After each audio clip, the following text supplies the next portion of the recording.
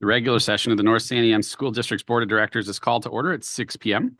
It's an open meeting of the board, and the public is allowed to observe in person and via live stream on YouTube. On the agenda is a place for public comment. Those attending in person that wish to address the board during this time must complete an intent to submit public comment form available near the room entrance prior to this point in the agenda. Those attending virtually must have registered online prior to 12 p.m. in order to receive the Zoom meeting link. Speakers may offer objective criticism of school operations and programs. However, the law prohibits the board from hearing complaints regarding any personally identifiable district staff member. The board asks anyone wishing to communicate a complaint of this nature to follow the proper administrative process in Board Policy KL, Public Complaints. This information is available near the room entrance and on the district website. At this time, I'd like to acknowledge that all board members are present with the exception of Alicia Oliver, who is absent with notice, and Mike Wagner, who is attending the meeting virtually this evening. Now it's time for the Pledge of Allegiance. Please rise. Pledge allegiance to the flag of the United States of America and to the republic for which it stands, one nation, under God, indivisible, with liberty and justice for all.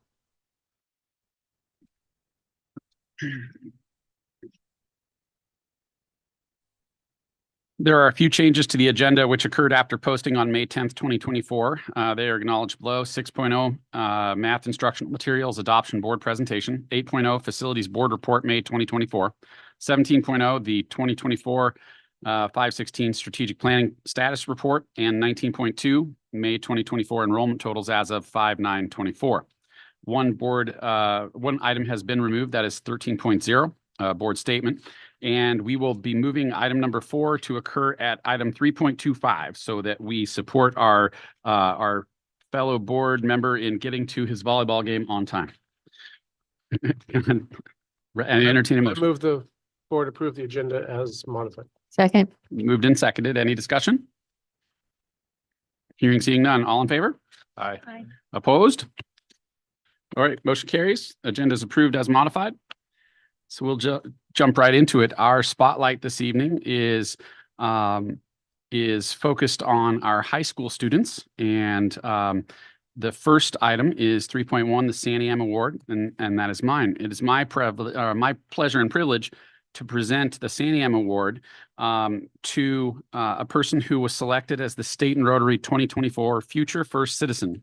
The Santiam Award is presented to students or staff for outstanding accomplishments in citizenship, work, or education.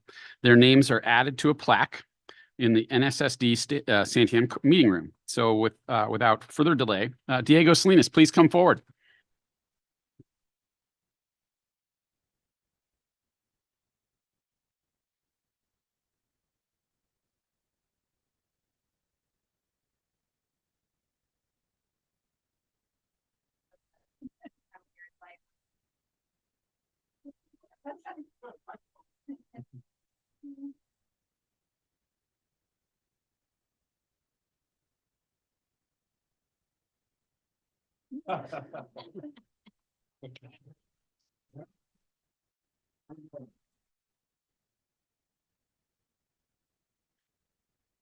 And for 3.2, I'll turn our honoring of the valedictorians and salutatorian over to Ms. Vicky Story, Principal, State and High School.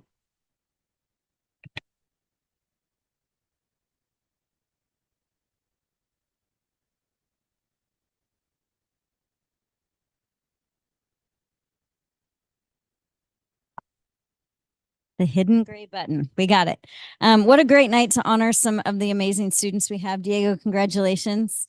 You guys make us proud, and I'm super excited to be able to introduce our 4 valedictorians from State and High School for the graduating class of 2024 and our salutatorian. I'm going to really let them kind of own the stage, and I'm going to invite them. Do you want them board one at a time or all at once?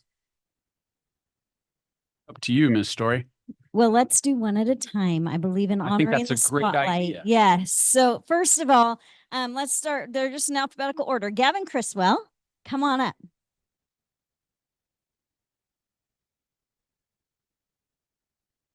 Gavin is going to be representing his valedictorians as the speaker at their graduation ceremony. Great kid, musician, obviously a great student, all the things in a little package. Anything you would like to say, Gavin? Well, I'd like to thank you for honoring all of us tonight. It's been a great 4 years, and yeah, thanks. Thank you. Stay up here. You got a little present. Yeah.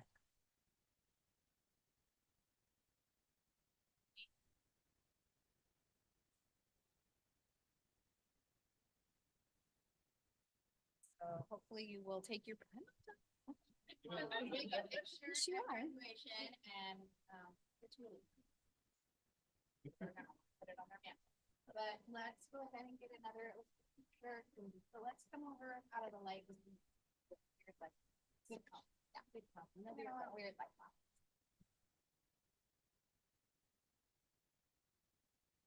Thanks, Gavin. Congratulations.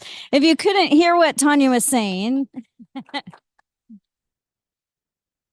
the board has presented these kids with personalized photo albums so they can slide their graduation pic in it.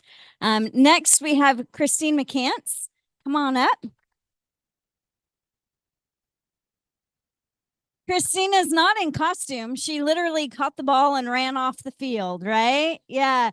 Christine is an incredible athlete for us. Great kid. She's also senior class president. Amazing human being. What would you like to say on the spot? I'll say thank you, I guess. Yeah. Yeah, I did come up the softball field from here. Glad to be here. So thank you guys. Great senior night. Come on over here.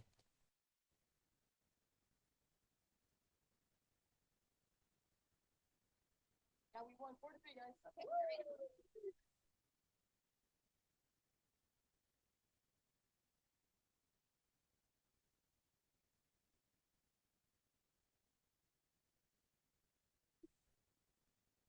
Good. Congratulations, Christine.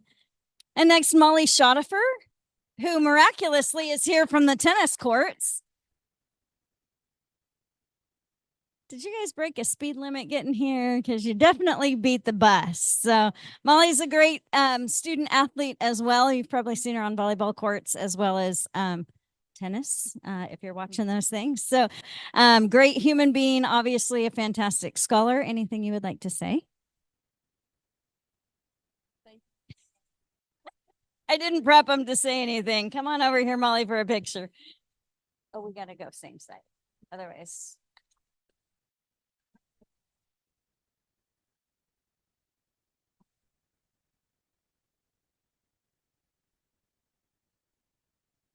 This is a proud mama moment for me because she was one of my preschoolers. So she's one of my babies. They just are all my babies. So I'm super excited. And David too was also a preschooler. So it's fun to see them here. It is awesome to watch them grow up. Vicky, What?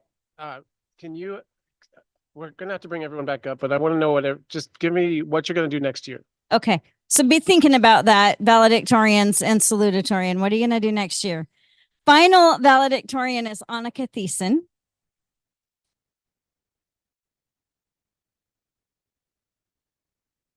Annika is another one of those kids that is an awesome student and an athlete, right? Swimmer.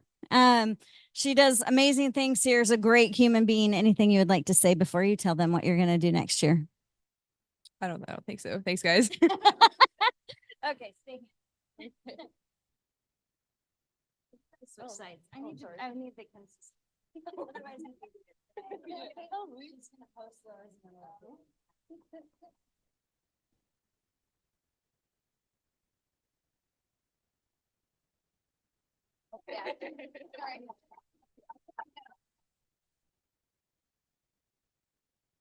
And our salutatorian this year is David Trott. I just had the opportunity to introduce David as a Rotary Student of the Month this week. So it's been like the Vicky Story David Trott show this week. But David is an incredible student, uses his gifts with music and technology to serve our students, our school community, and just make everything great.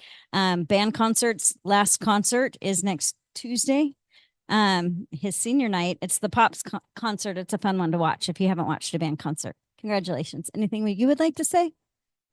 Not really. So we'll hear what he's doing next year in a minute.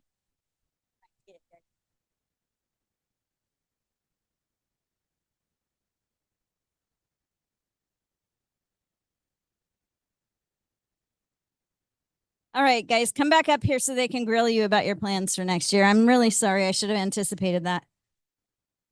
And I'm I guess gonna throw Gavin the mic, and you're in charge of passing it around. Okay? What are you doing next year? That's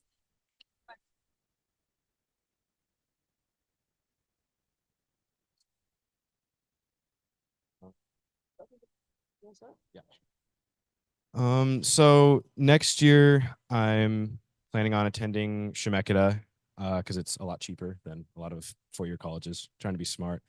And I hope to pursue a career in audio production or something with music, engineering, something along those lines. I'm Christine. I'm going to U of O next year. I got the Pathway Oregon scholarship, so I got all my tuition and fees paid for. And then I want to study to be a physician's assistant. Okay. I'm going to Limit next year, and I'm going to play volleyball for 2 years, and then I'm going to transfer to Oregon Tech and hopefully pursue ultrasounds. I'm Annika. I'm going to go to Shemeketa next year to get the prerequisites done. And then, similar to Molly, I'm going to try to transfer to OIT to do X-ray technician. I'm kidding. I'm David Trott, and I'm going to go to Corbin, and I'm going to study accounting.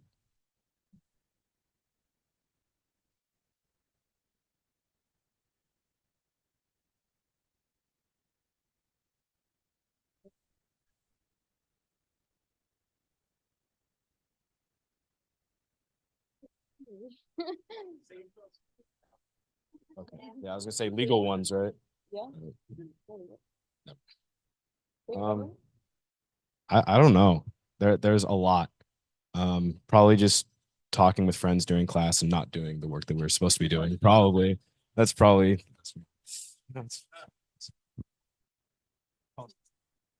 Senior skip day. Oh, that was a lot of fun. Yeah, our senior skip day was a lot of fun. We went to the beach. I'd say, I don't know, we're Powder Puff champions and male volleyball champions. So I mean, like I feel like we get a kick out of like any spirit week we have. I enjoy those a lot. I was going to say the same. Male volleyball championship 2 years in a row is pretty fun. Reigning champs. I'm going to say going to state for swim.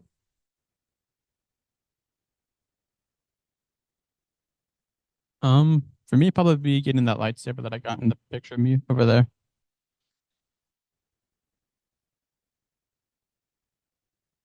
Very good. Thank you.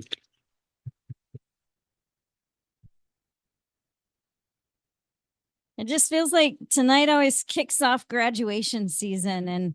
And yeah, I bet Gavin's mom's ready to like strangle him right now. Why did you say not doing the work in class? Right? Like, what amazing kids we have. And tonight is really for me about celebrating our amazing students and letting their voices lead the show tonight.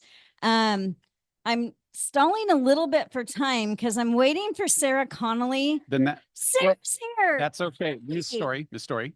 Wow. Please do pause. We're gonna put Lucas's report in Oh, and then okay. let you jump Perfect. into the big. Great. How's that? Pause. Sorry. Lucas was right next to you in spirit. Benjamin, good to see you tonight. No, you don't.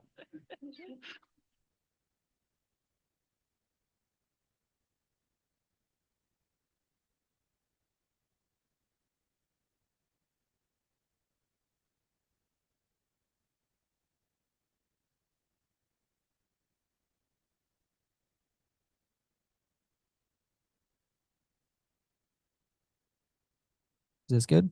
Yeah. Okay. Good to see you, everyone. I know I unfortunately missed last month's meeting, but back here, Lucas is currently in North Bend playing for a baseball playing game. That was very last minute, very abrupt. But it's really good that they got the chance to do that. So I hope all is going well for the baseball team. Anyways, I'll just get right into some things that I got for you guys just to report on what's happened recently and what's going to happen now towards the end of the year. So some updates on what's happened is Future Eagle Night was officially held I want to say, sorry, 2 days ago. It says last night, but it was 2 nights ago. Or actually, no, it was last night. My bad. Last night in the auditorium in high school. It was a great chance for incoming high school students to see all the opportunities that we have, such as electives, clubs, all the sports teams were there. Each club and team like has their own table, and kids kind of just get to walk around, do like a tour of the school, and get to know people at the same time. So that's pretty cool. We did get through Teacher Appreciation Week. So some things that ASB did is we provided teachers with free breakfast on the Monday. We also gifted them a bag of goodies, including like pens and markers, and things that they can use like in their everyday teaching. And we gave them customized notes and posters, which just really give them thanks for all their hard work that they do for us. Teachers and all staff are such super underrated in society, I think. So it was really great to give them thanks. We also did some middle school recruitment. So our amazing ASB advisors went to the 3 middle schools here locally. They spoke to middle schoolers, incoming freshmen about the class and what we do for the school and what we do for the students. And I think it's really, really good to educate incoming freshmen on what the program is about. And not only that, but what high school is about. Prom. So I mentioned that past couple board meetings, it's obviously the biggest, dance of the year. It's something really good for upperclassmen.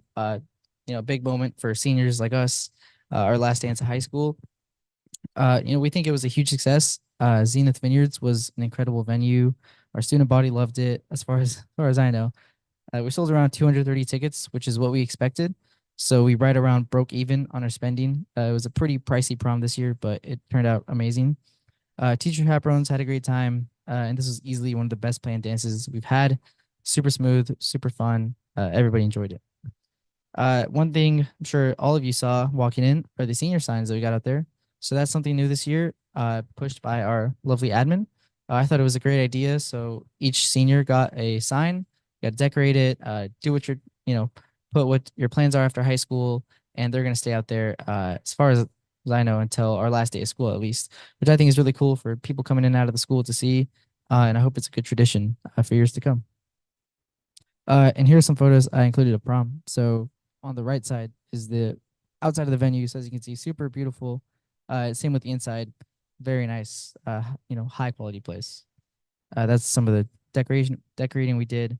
It was a really fun night. Some more updates and what's next. Homegoing week activities are coming soon. So homegoing week is the last week for seniors.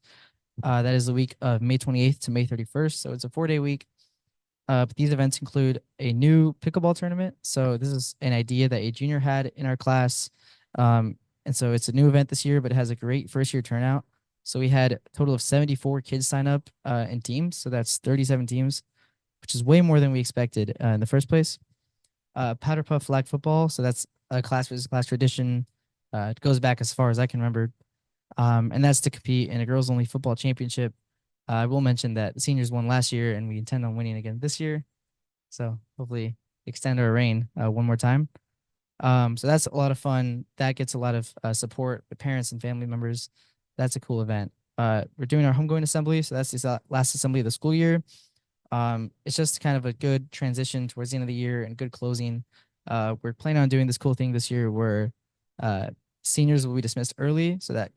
So for those of you that don't know, our assemblies, each class sits in their own section of the bleachers. So seniors are going to be dismissed early, and then we're going to have each of the classes stand up and kind of shift over to their new spot where they will be next year. So it's kind of a cool thing that we're thinking about doing for end of this year and kind of transition to next year. And then our last thing that we're doing on Friday, our last day for seniors, is staff versus senior kickball.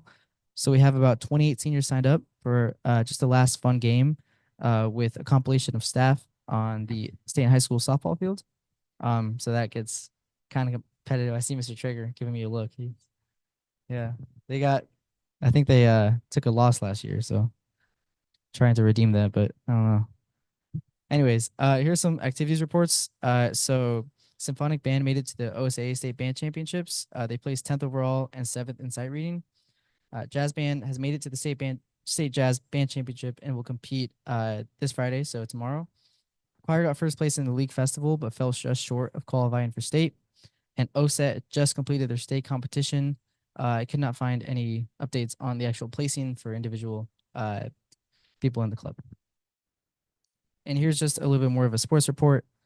So track had a number of athletes placed at districts and qualify for state, which is going to be this Friday and Saturday at the U of O. So here we have, our 4x100. We had a couple people. Josh Davis got second at districts. He had for the 110 meter hurdles. Standout is Haley Butension. She's the defending state champ in the 800 meter race. So hoping to retain that title again this year. Girls tennis, every member of the team made it to the 2-day district tournament. And some first round winners were Lena, Atia, Audrey Ritchie, Cadence, might butcher the last name, Zuri, and I don't know how to say that name either.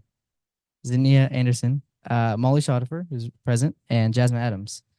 Boys tennis also had every member make it to the 2-day district tournament. First round winners include Spencer and Hyatt Dirks, Zachary Flett, Caleb Larson, David Hadfield, and Michael Getch. So our spring sports are doing really good this year. Baseball, like I mentioned earlier, is currently at North Bend for a playing game. And then softball, as you heard earlier, just won their first round of playoffs. So that's really cool. Yeah. That's pretty much all I have. Just an update. Again, I didn't include it here, but an update on students applying for next year. So all the students that were interested, it ended up being about 8 students.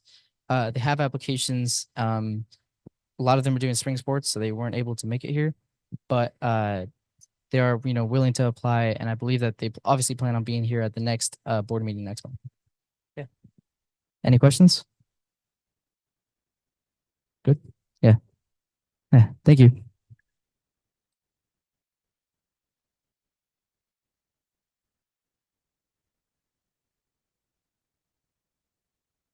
And now we're back at it.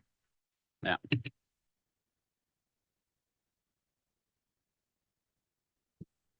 It's probably better if you do.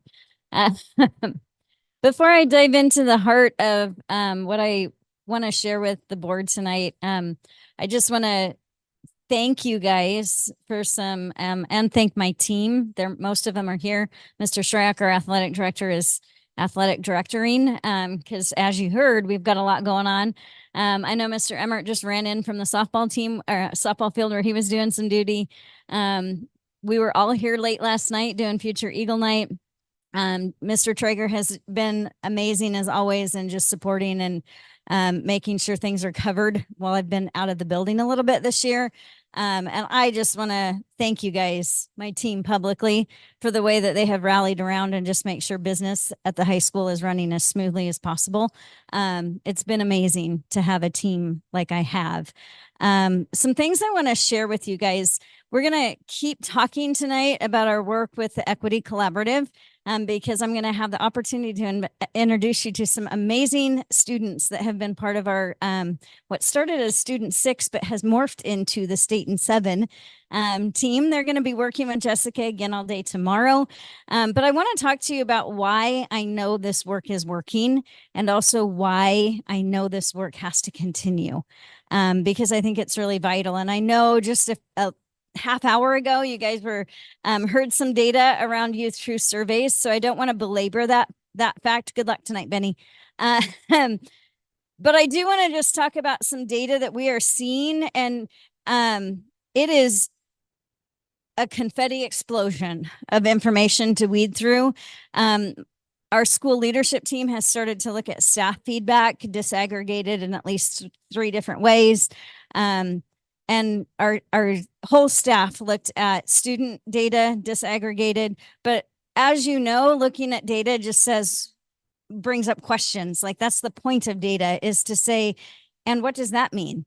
And I wonder why that is. And then we have to figure out who we're going to sit down and listen to figure out the answers to that. And so even though we get this data about what our kids said to us in February, it just opens up more opportunity to keep learning.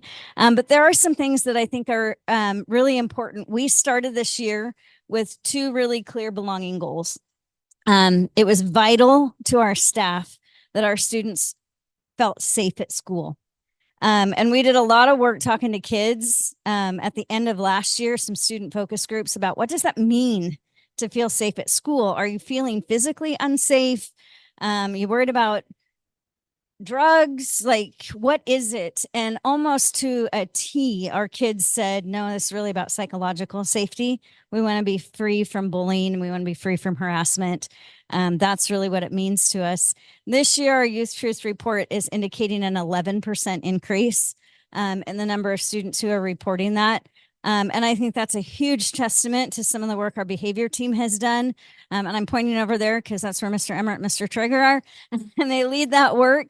They've just done a fantastic job at making sure when there is an incident, we sit down and we really conference with the kid and we figure out how do we get to the heart of why that incident happened, and how do we tackle some of those things that impact psychological safety of kids. You saw shared earlier, belonging and peer collaboration. That was just like a duh. We hope that improves through this work. It wasn't necessarily something I had written a goal around, but we saw an 8% increase from last year in that. We noticed that 67% of our kids are telling us they're involved in something here. That's almost 7 out of 10 kids can say, I belong at Staten High School. I do something there. I wear the shirt, right? And that's huge to us. Our students are reporting that they are working in their classes collaborative 12% more often than typical schools around us in our neighboring area. And we know that's because that's the teaching instruction we value as a school. And our teachers are doing great work to make sure kids feel safe enough to have those collaborative partnerships in their classroom. So that is incredibly telling to me. These kids are going to tell you they want even more of that, right? And students are also reporting to us getting a high quality education. We saw a 3% increase in that. But we saw increase not just in the students that were agreeing that they get a high quality education, but strongly agreeing that that bar chart was like, oh, yay. They aren't just like kind of agreeing with that. They're really agreeing with that. And in a 2-year period, it's increased by 11%. So as these kids talk to our staff more about what do I need? What do they need when they're sitting in front of their teachers in order to learn effectively? What really helps them? I think we're going to see that number increase dramatically. And it's data like this that means I need to invest in them, because their voices, when we shut up as educators and we say, hey, kids, what do you need? They know, they can tell us. And that has been one of my personal takeaways. These kids know exactly what they need, and they can respectfully and confidently communicate that. And you're going to get to hear from them tonight. Before I turn it over to them, I want to give some credit. Let me pause though. Any questions about that data?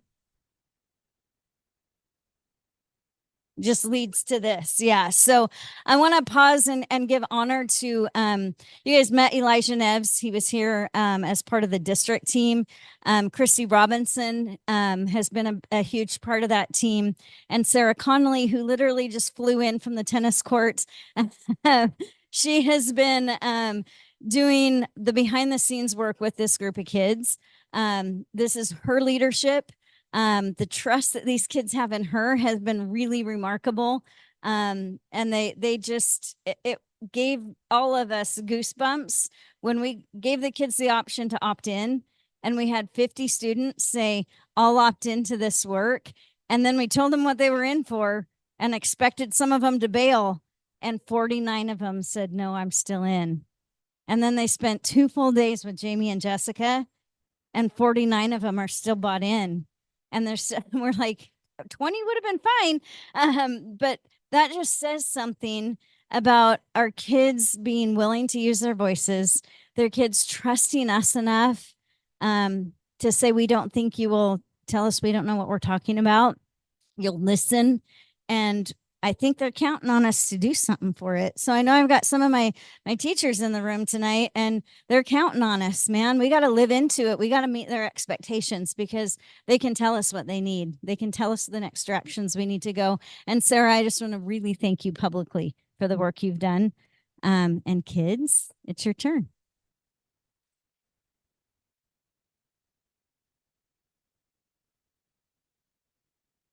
Hi, we are 9 of the 45 members of the State in 7 project.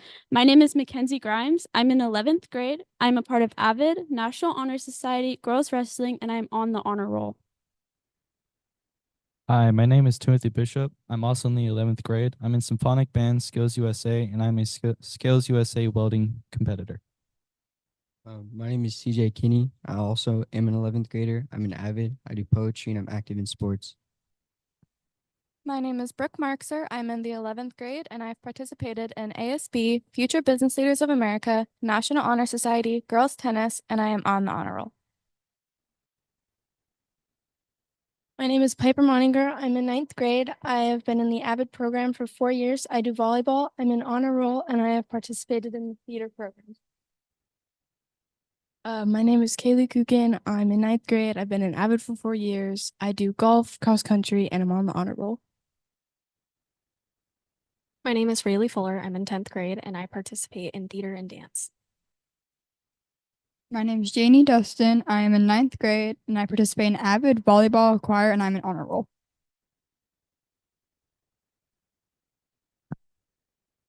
My name is Michaela Allen. I'm a 10th grader. I am in band and was in JV tennis.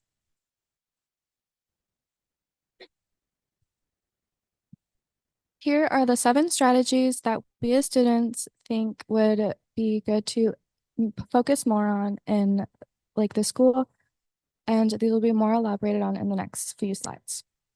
First, we have metacognition and explicit standards. Our definition of this is clarity of what is being taught in a language we understand.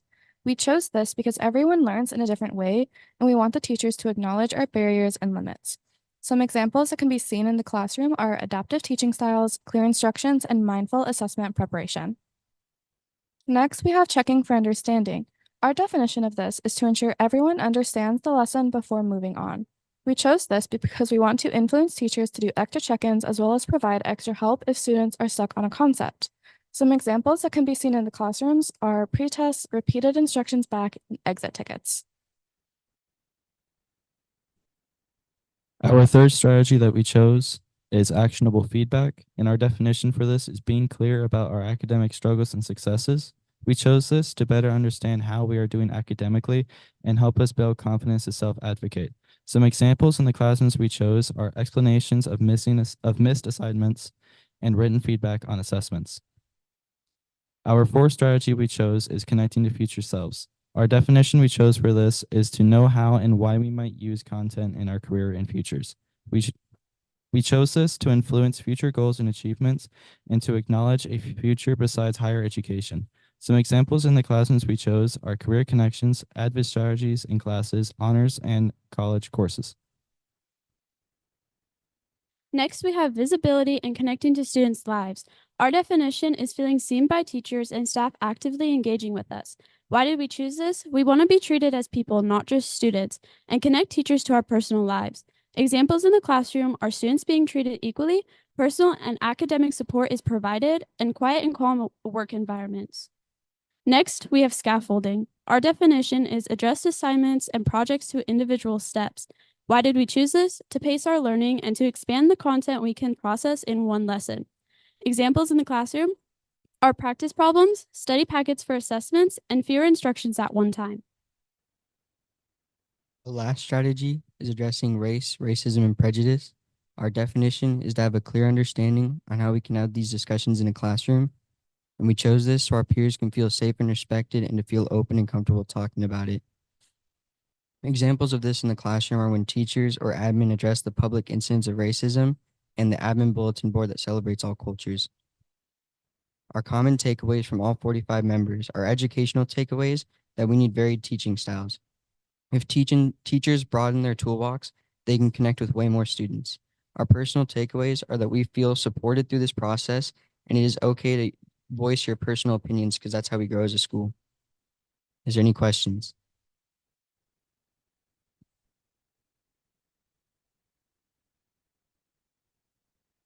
Thank you for your time. Oh,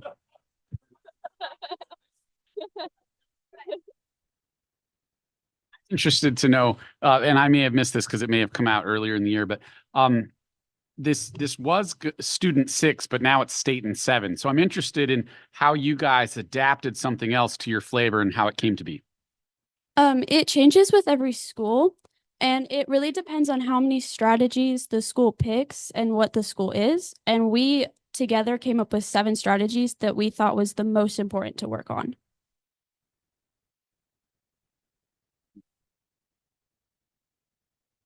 Okay, yeah, go ahead. So publicly addressing the racial issues, is that focused on local, national, kind of a combination of both, or?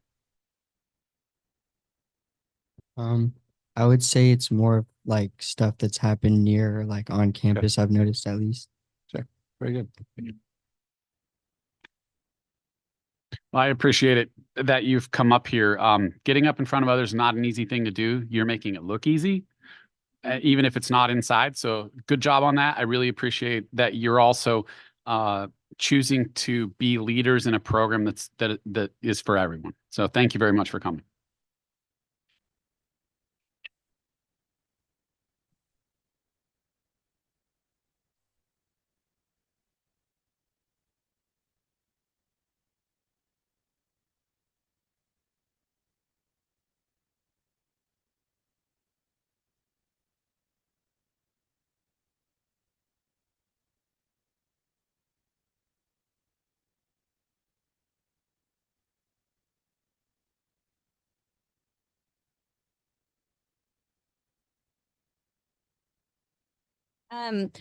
I can't, man, you guys, right, Sarah, right, Miss Connolly? These kids, if you know these kids the way I've gotten to know them, are not typically the first kids who raise their hand and say, put me in front of a crowd. And I am so freaking proud of you guys for using your voices and being courageous, and taking a risk and stepping outside of your comfort zones. Thank you for trusting us. That's all I got. Yeah.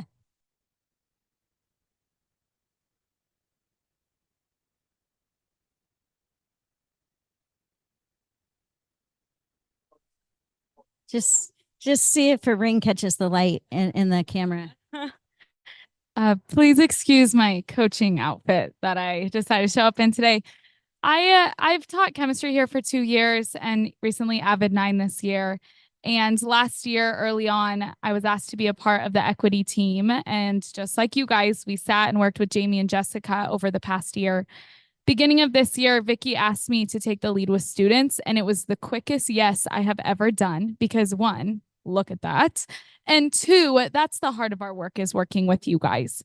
And we had 2 great days in this library working with our state and 7 group. And there was difficult conversations. There was a lot of vulnerability and a lot of pride on the adult end of things, seeing our students work that way. And we have met with them a handful of times since Jamie and Jessica have been here to come up with our state and 7 to figure out the why behind it. And I think there was a huge amount of power as an educator to witness that from our students. But I think they also found such a power in being able to say, I need this from my educators, and knowing that they have a voice in this. So thank you guys for also providing that opportunity for them. Because not only do I know these 9 a lot more now, but I think they know their school a lot better too. So thank you guys.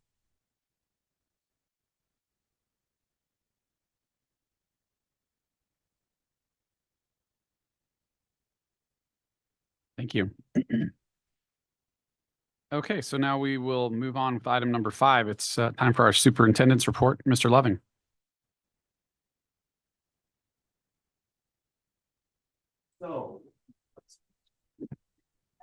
So great job, y'all. Well done. I think you represented your team of 45 really, really well in the conversations you had. And I want to thank publicly Ms. Conley for helping lead and support and really allowing a space for y'all to kind of share those pieces and work through those kind of challenging pieces, right? Was it a breeze? No, it was challenging, right? So thank you so much for doing that. And Principal Story, thank you for creating a space for these folks to do this in. Just amazing work. Seriously amazing work. So proud of you. And so proud of the work you're going to continue to do. So thank you for that as well. Anyway, can we give one more round of applause to these?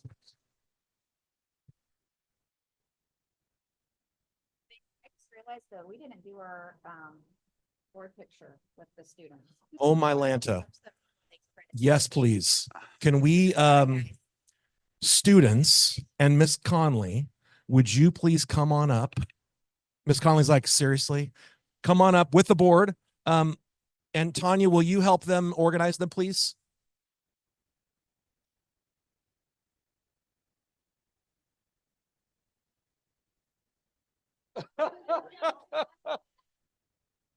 Tanya, you want to organize them real quick? Students? You're not having to worry about that. Yeah.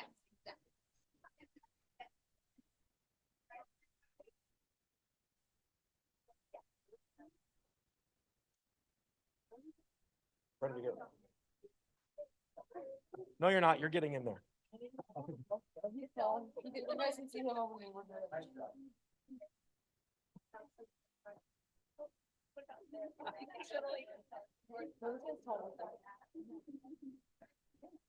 All right, smiles.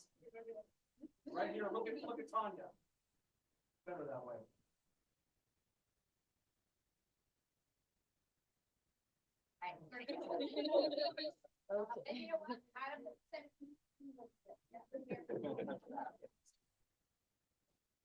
Again, super proud of the work that our students and staff at State and High School are doing.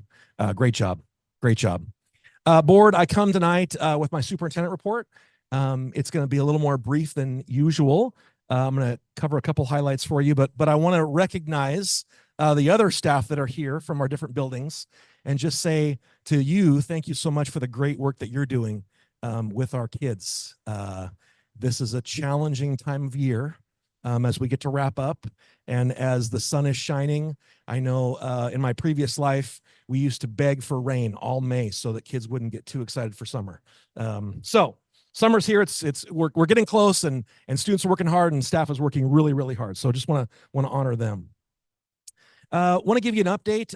During the pandemic, as we all went online, which we don't ever want to talk about, we implemented a new learning management system for the district so kids could access learning while they were at home. And we did that through Canvas. And that was a program that we've used for years and years now, about the past 4 years.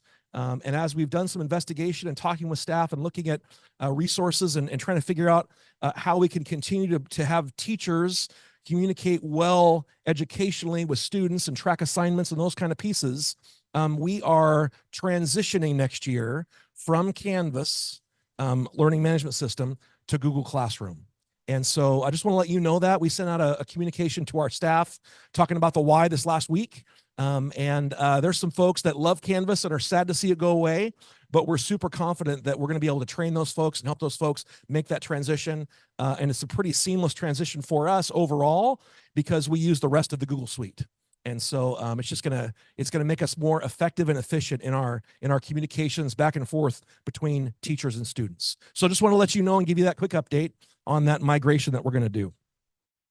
Some of you were heavily involved in a demonstration here recently regarding some bullet resistant glass slash film that goes on the back of glass. And our director Reichert, our director of safety and security, has been doing some research and trying to figure out those quotes. And we are moving closer and closer to choosing and having those installed. So just know that's continuing to progress. And we're going to be looking at how giving more information to you in the June meeting. But just wanted to highlight real quickly that is moving forward. So really appreciated your time on that. Want to give you an update on the Willamette Career Academy. The Willamette Career Academy, you know that we, as a consortium with other schools, There's a few CTE programs in Salem that all 21 school districts can access for the Willamette ESD. And we had traditionally been purchasing 42 seats. We sold a few seats back this last year. And I'm really proud to say that the high school has been working with the Willamette Career Academy.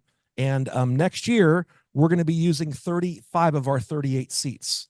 And I wanted to give you a little breakdown of what that looks like in those programs. So cosmetology, health services, diesel mechanic, manufacturing, construction, technology, and then the new program, which is dental. And you can see we've got some students on some wait lists. So we're hoping to take those 3 seats that we're currently not using in health services and construction and trade those for seats that other districts have open in cosmetology, diesel, and dental.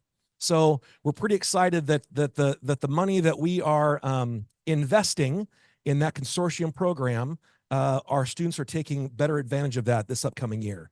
That's pretty exciting for us because in past years, there's been some empty dollars there. This also reflects students enrolled in State and High School and Options Academy, but also there's a few homeschool students that are taking advantage of this program through the school that are getting that education they wouldn't normally get through their homeschool program. So that's kind of exciting as well. So we're trying to serve all the students within our district boundaries. Questions on that? Aaron. Is there the potential that if we chose to and had the means that we could purchase additional seats from other districts that might not be using them to address the wait list type kids? Great question. So we're looking to trade first to not have any more expenditure. And then there is definitely an opportunity for us to purchase. For example, in the diesel mechanic, that program is full. There are no seats to purchase. So there may be some students that have forecasted or are locked in now that maybe they move or their conditions change and they may recede out of that seat. So that's why those waiting lists are important so we can pop in there. So at this point, we're going to try the trade route first. Laura?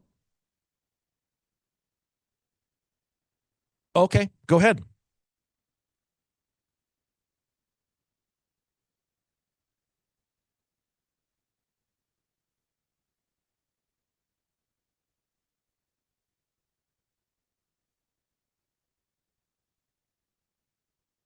But how are we, oh, sorry, thank you.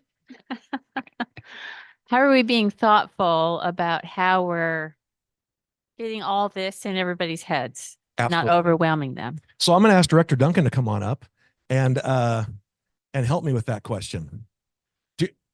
No, it's great. You're welcome, Director. Good evening. So I want to make sure I understood your question. Your question is that how are we making sure that we're supporting with even the new curriculum adoption? We're going to ask you guys for a recommendation tonight and start shifting over, especially for our teachers who have loved Canvas after our year of learning around Canvas.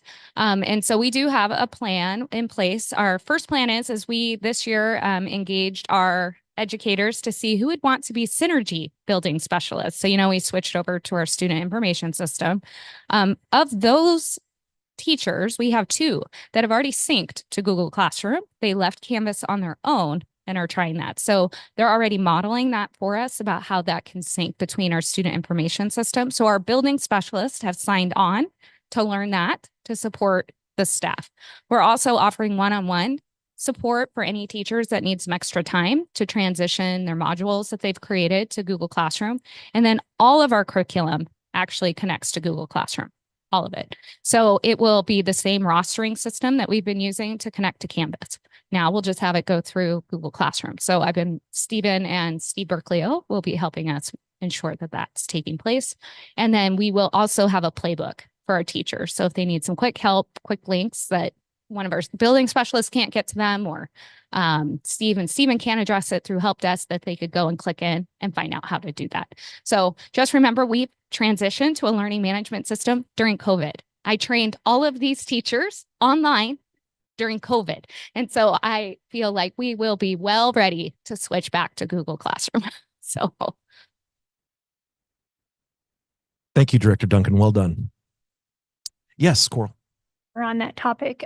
So discontinuing Canvas and going over to Google Classroom, does it end up saving on costs, or is it about a wash, just transferring everything over? It is a decent sized cost savings for the district because Google Classroom is part of the suites that we get for free through our program. So the licenses that we had to purchase of Canvas, we no longer have to purchase those. And you'll see that on the LSP, the local service plan through the ESD, because that's where we've been purchasing those licenses. Yeah, great question. Other questions so far? Okay. WCA seats.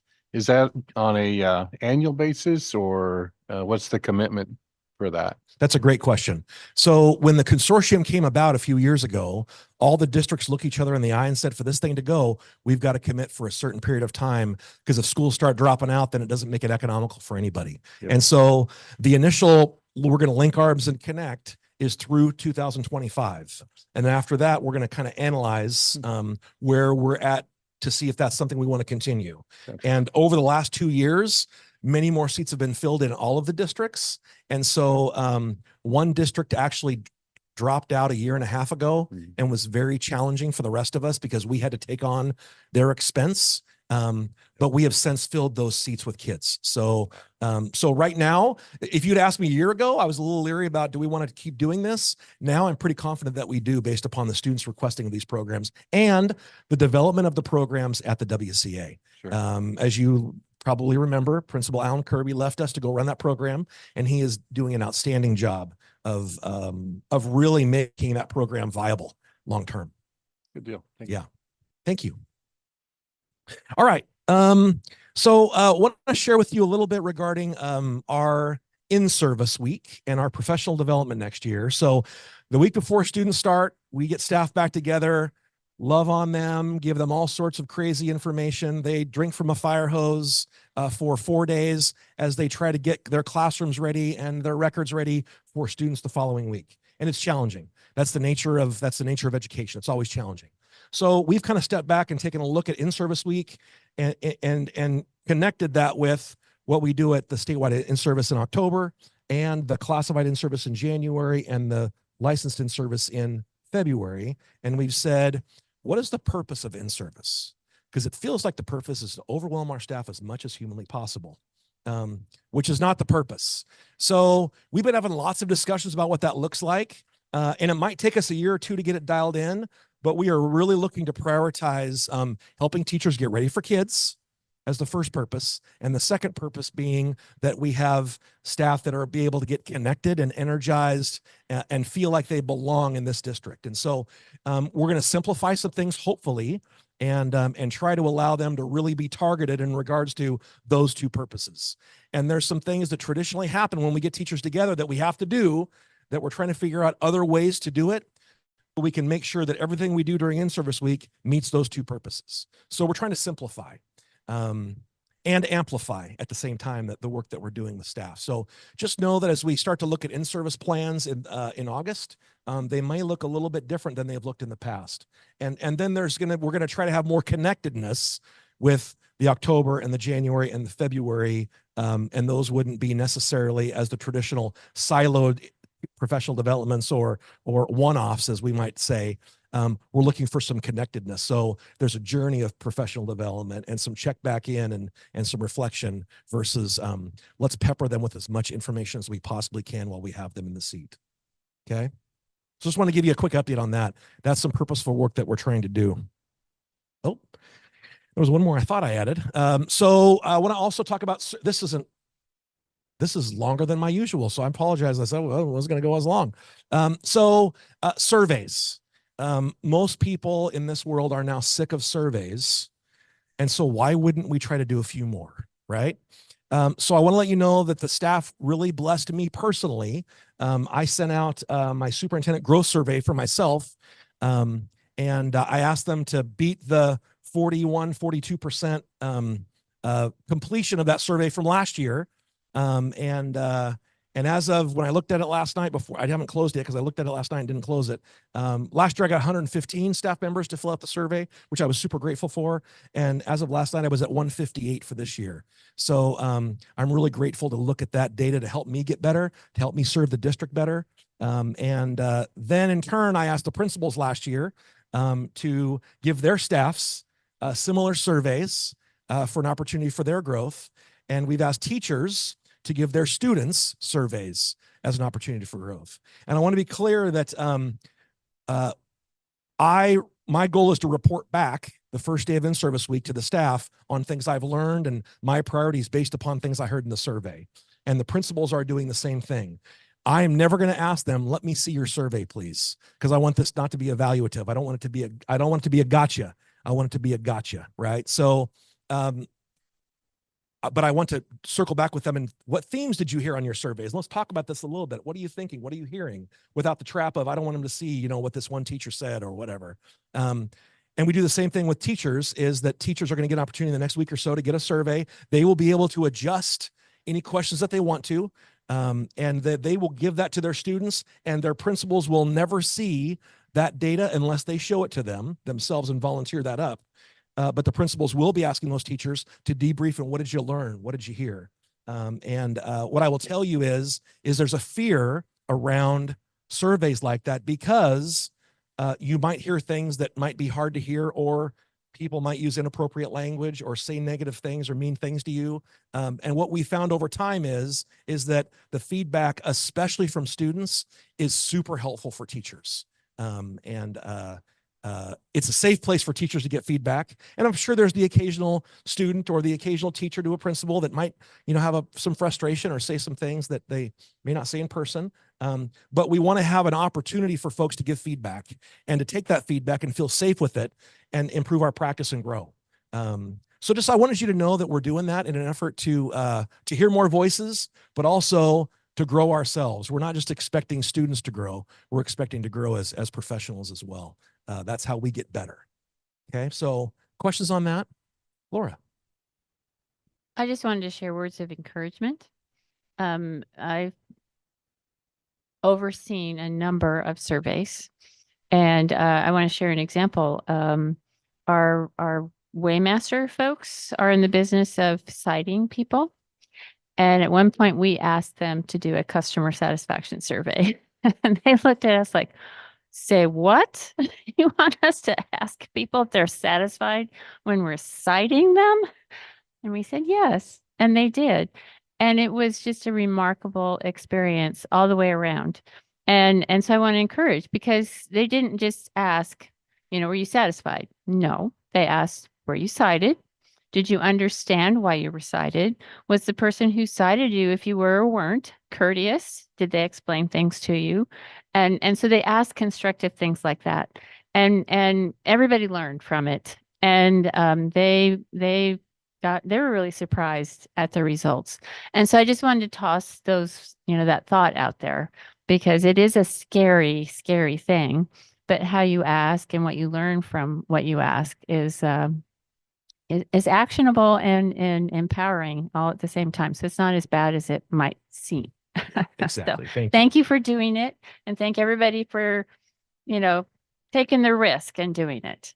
Yeah. And our teachers are amazing. And they, I appreciate their willingness to step in the dark with us a little bit on this. Really do. And just to clarify, this teachers that are sending this out are grades 6 through 12. We're not quite doing this with elementaries. Some schools are experimenting with sending a survey to parents, and that's been fruitful as well. But no, this is a 6-12 situation. Okay. And that concludes my report. Thank you. Thank you, sir. So our next is our placeholder for our teaching and learning report. And this month, additionally, the math instructional materials presentation for adoption. So Ms. Duncan and crew, take it away. My crew. They know this is. I'm not gonna have a whole.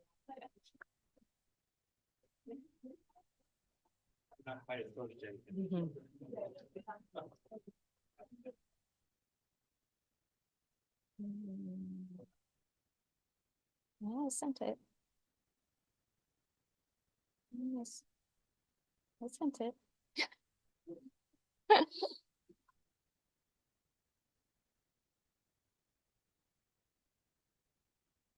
Want me to store? Yeah, there is a hard copy, but my teachers would probably like. while they're doing that, I'm gonna say we did these surveys last semester. And for the most part, they were really positive, but I had one kid that broke my heart and said they felt invisible in my room. And I was devastated. I wrote a note to them on the board and said, whoever you are, this is completely anonymous. I never would intentionally make somebody feel invisible, but man, it's changed my connection with making sure I'm talking to everybody. Because I would have never dreamed that.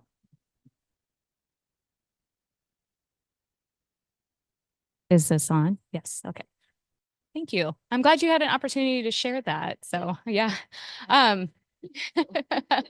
Good evening, board. Thanks again for allowing us an opportunity to come and share. I always love the chance to put our staff in front of you to really honor their work and time and effort. We were able to do that at 4 o'clock today with the Equity Collaborative site teams. And just as I got a little teary-eyed because I know some of these students over here. Just as we give our students voice, I think that any opportunity we can have staff represent their work and where their commitments are to this work, I think it's super important for them to be able to voice that and not just me. So with that, today we are going to talk about our instructional materials adoption, the process and recommendations. The process is always responsive, and I want to make sure that you guys have now heard, I think this is my 6th presentation to you for recommendation for adoption materials. Every year, I read the teacher's feedback about how we can make this better. And this one was very unique. This adoption was very unique because for several years we've heard we want professional learning on content too, not just can we pick the right curriculum, the right instructional materials to do our jobs effectively, but we want to learn more about how to teach our content. So we get that every year. And so I was like, this might be a great time for us to do that for math. And so I want to honor the time that our committee members put in. They are required to put in for to sign up. First of all, they volunteer. This is the first year I didn't actually limit the spots on the team. I opened it to anybody who wanted to write subplans, be out of their classroom, and engage in difficult conversations around what we value and what we think is important to be fiscally responsible, but also to find material that would allow us to do our work effectively with students. They actually, many of the look fors, it completely aligns to what the students said, what we need to learn. And so I want to honor the work of our teachers that did that. You also see that we have representation not only from every school, but we always want to make sure that we open that up to specialists. So thank you for that time and thank you for being here tonight. Our process is pretty much the same. We evolve over time. So we're right here with you where we're going to make a recommendation tonight for 612 materials. And the staff will present that to you. Wow, that came fast. Okay. This is my slide. So this has been our year. And so it looks like a lot, and it was. When Nicole first put it out here, like, wow, we're out of the class a lot this year. That's so awesome. And then about halfway through, it's like, wow, we're out of the classroom so much. This is a lot of work to get ready for everybody. So anyway, but I just really appreciate the fact I thought I was like, wow, that's a lot to not only be trained in math, but then also doing this curriculum adoption. And I was just amazed as we started it, what a great blending it was, because this would have been so frustrating for us to be charged with adopting a new curriculum and then get this training next year. And to have it go side by side, it was like all of a sudden, oh, we know what we're looking for in a curriculum. We know how we want to align the standards. We want to know how we want to teach it. Plus the fact, as we got together this much, I don't think all the campuses have been together so much as collective teams. And that was like amazing because we could tell where each other was in the year and how they were doing and what they were struggling with or whatever. But Jen's was K5, so she was involved in that training. We were in the secondary training, and we don't know how Nicole did it, but usually professional development is, okay, if I get one good thing out of the day, we'll call it good. Okay. And each time we got together with Shannon, you guys got together with Jeff. Well, was it? Well, that was a winner. It was just mind blowing. You know, just the strategies from Shannon. We were able to go after we met with her. We could implement those immediately. Then we can also use that and go, okay, well, how does this curriculum support those strategies so that it's not just the curriculum that's driving the instruction. We're driving the instruction, and the curriculum is helping us do that. And so my hat's off to Nicole for putting this together this year, because she found two amazing people. Plus, it just really helped us because I was on the adoption several years ago, and it was like, we went to the room, we saw all the pretty materials, and I said, pick one. Well, this one looks prettiest, so let's pick that one. We were much more critical this time in going through the process and saying, okay, what's on the surface, but then what's underneath, what's going to be able to differentiate for our students, what's going to be able to support standards here in Oregon. So yeah, it's been a really good year, really, really good year.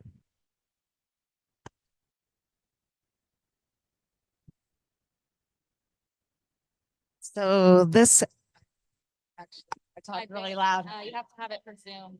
Oh, for Zoom. Oh, I don't speak well. I'd much rather, I wasn't excited about all the days off like he was. I wanted to be in the classroom and not doing this. So when we started this process, we talked about what our important parts were. We wanted focus, we want engagement, pathways, belonging, and then we did the dreaded posters. For me, that is always the worst. Like, we have to do a poster and do what? And then every single time we got back together again, Nicole would walk out with her markers and we're like, dang it. I'd look around, the posters are up again. And we brainstormed what we wanted out of the materials at first. And that's what we talked about. What do we want as educators through all of our training that we'd been doing? What do we want out of our curriculum? And then every meeting we got back together, that's where we started. Remember our focus. And then we added more to the posters, which I learned if you put your hands in your pocket, you never get the marker.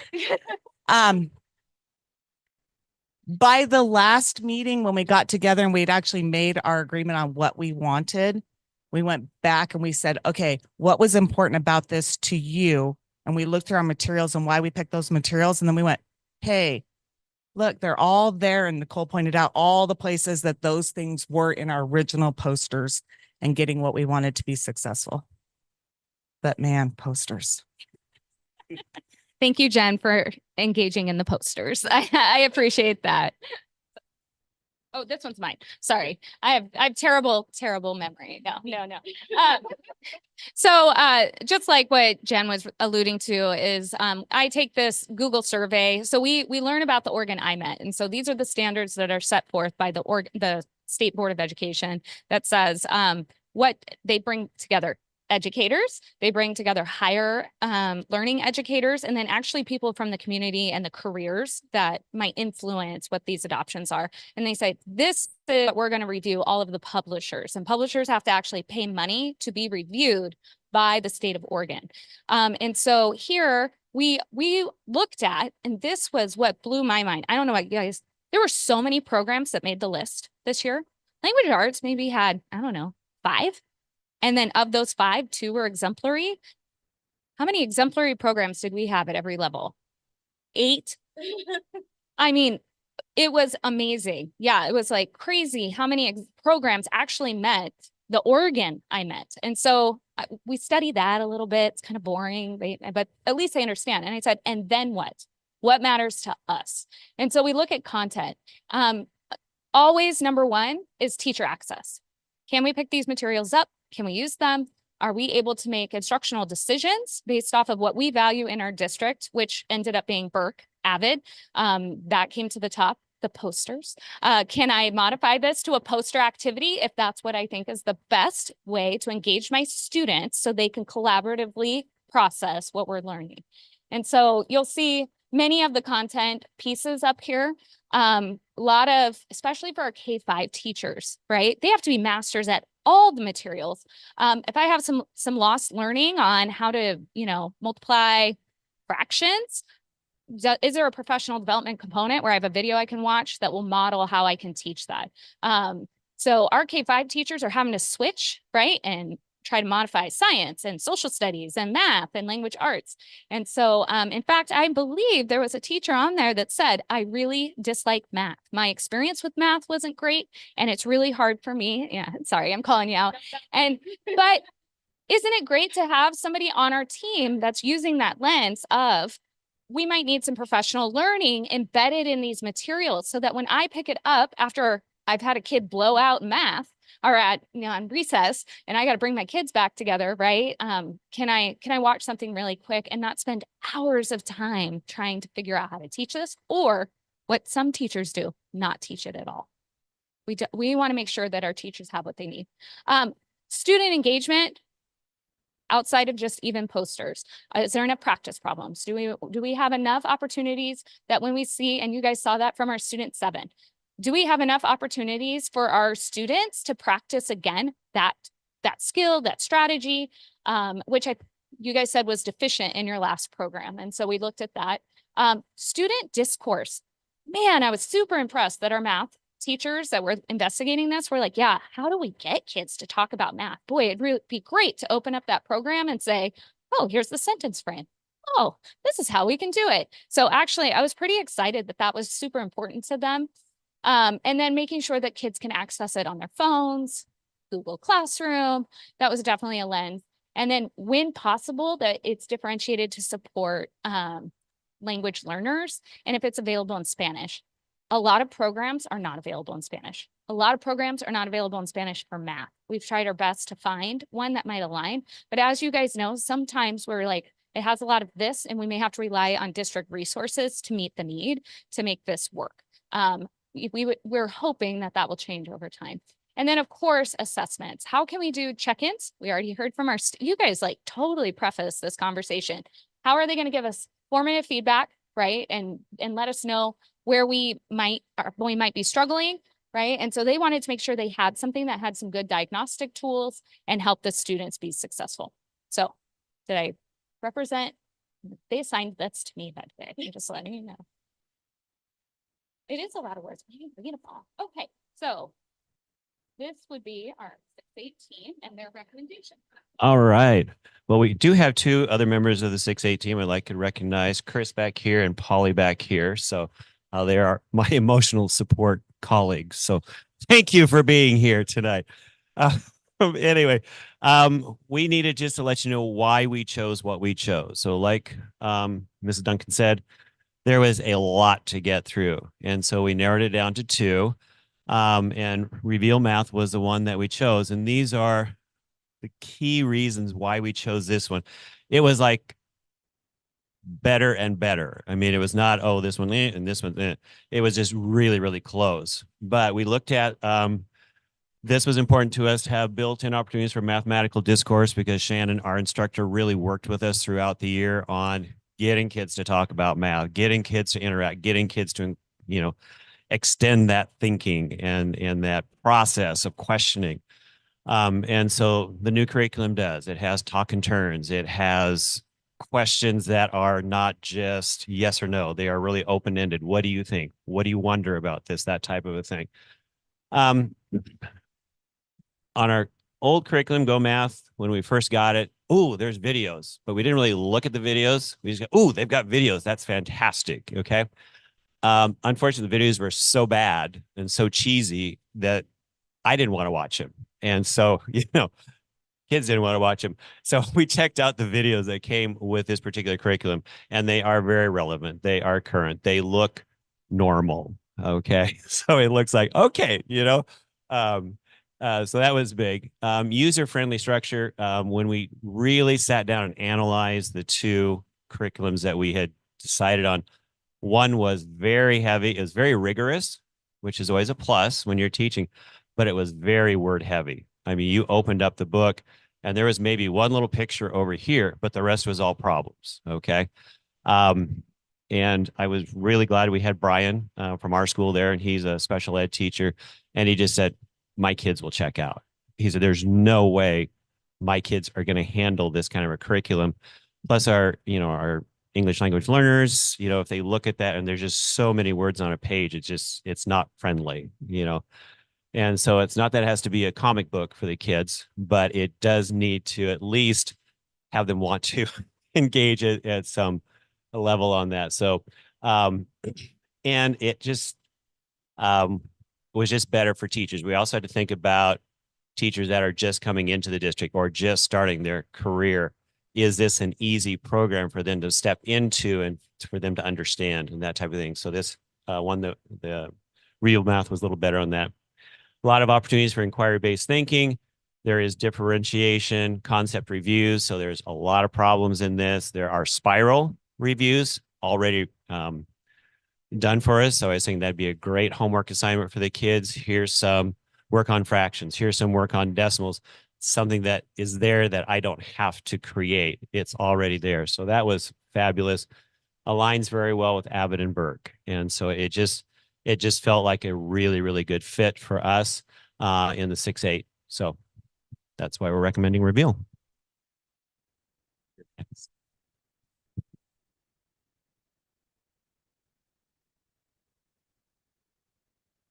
The 2+1 model.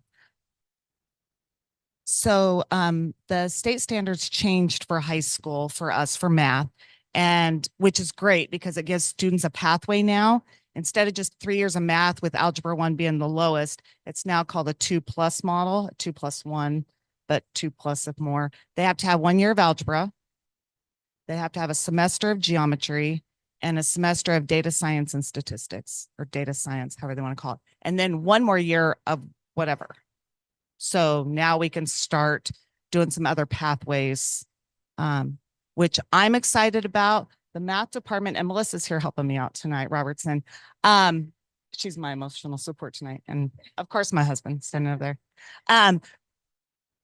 But I'm really excited about the pathways, and we're all excited about the pathways. We just start going, yeah, I could be teaching 6 different classes a day. I mean, that starts to get a little overwhelming, but we are going to try and focus in on some things that the students are interested in and try and hit some of those pathways, which I took on a 4th prep this next year because I want to teach the applications class. So I'm excited about that one. So that was the big part of that one.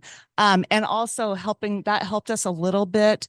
Some of the training and stuff that we did with Shannon is trying to figure out the geometry of science, the semester of geometry. That's a whole year class. What parts do we pick and say, okay, we have a semester. What are the highlights? What are the big points? What do we have to cover and tie them back into the standards? So that's been fun. Oh, yep, there we go. So we also picked the McGraw-Hill Reveal. It is a great textbook. It had some online resources. We had a second one, and it was really tough for us. We spent a lot of time running up and down the stairs and the elevator, getting more pretty things to look at, and came down to 2. The other one was just completely online. It wasn't a hands-on part of it. And as much as we want to go completely online with things, a lot of kids just want to hold that textbook and feel that textbook and work with it. So, and not all kids have access to internet at night. So that was one of our big things on Reveal. It has both options. There's access to videos to help with every lesson. The videos, he's right, they're not cheesy. But the best part of the videos for us is we have parents at home that want to help our kids, and they don't know what they're doing. And the kids, they're like, what's in your notebook? And they have nothing. And so they can go on, the parents can go on, they can watch the videos and try and get a grasp and help their kids. Also, we have a lot of kids that go out for extended amounts of time with sicknesses or illnesses. And so it's good for them to be able to go in, because they will email me and say, can you send me a picture of your notes? Well, those are only so helpful. The videos will actually help support that a lot. So that was a big deal to us, and being able to help those ones. Clearly, I talk fast, so some of them will be able to go home and watch the videos also. The practice problems, there's a lot of practice problems in there, and they go from really mild, easy problems to more challenging ones. A lot more open-ended problems than what we have now. Right now in our curriculum, we'll have like 1 or 2 open-ended kind of questions. And so we're excited for that.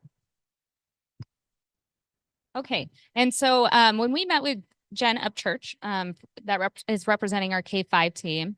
I had said to her, she did not need to necessarily come tonight because we're putting a recommendation for 612. And she was like, no, I think it's important that the board hears what our recommendation is, which is in my written report, but I think it's best that Jen gets to share that and represent her team. So we are here to, oh, I guess you didn't put it in there. I'm here to represent the K-5 team, just to let you know that we are really struggling with the decision between two really great programs, iReady and Reveal, just at the K-5 level. And they're both really exemplary programs. All the training that our team has done this year with Jen Hunt has really given us a new lens at which to look at these math curriculums. And our team just needs more time with it. A lot of our teachers on our team are practicing using these curriculums in our classrooms. And working on them, working with students with these new programs and just trying them out. And we're really torn on our decision. And it's really coming from a place of we want to make the best decision for every stakeholder in our district, whether that's families, students, our staff, especially our K-5 staff who just went through an additional language arts adoption this past year to then add on another math one. We really want to make sure that this is going to be the one that is the most effective, the best, most wonderful, useful program for the students and all the stakeholders in our district. So that's why we're just here to ask for more time. And I felt it was important for you all to hear that from us. So. Thank you, Jen.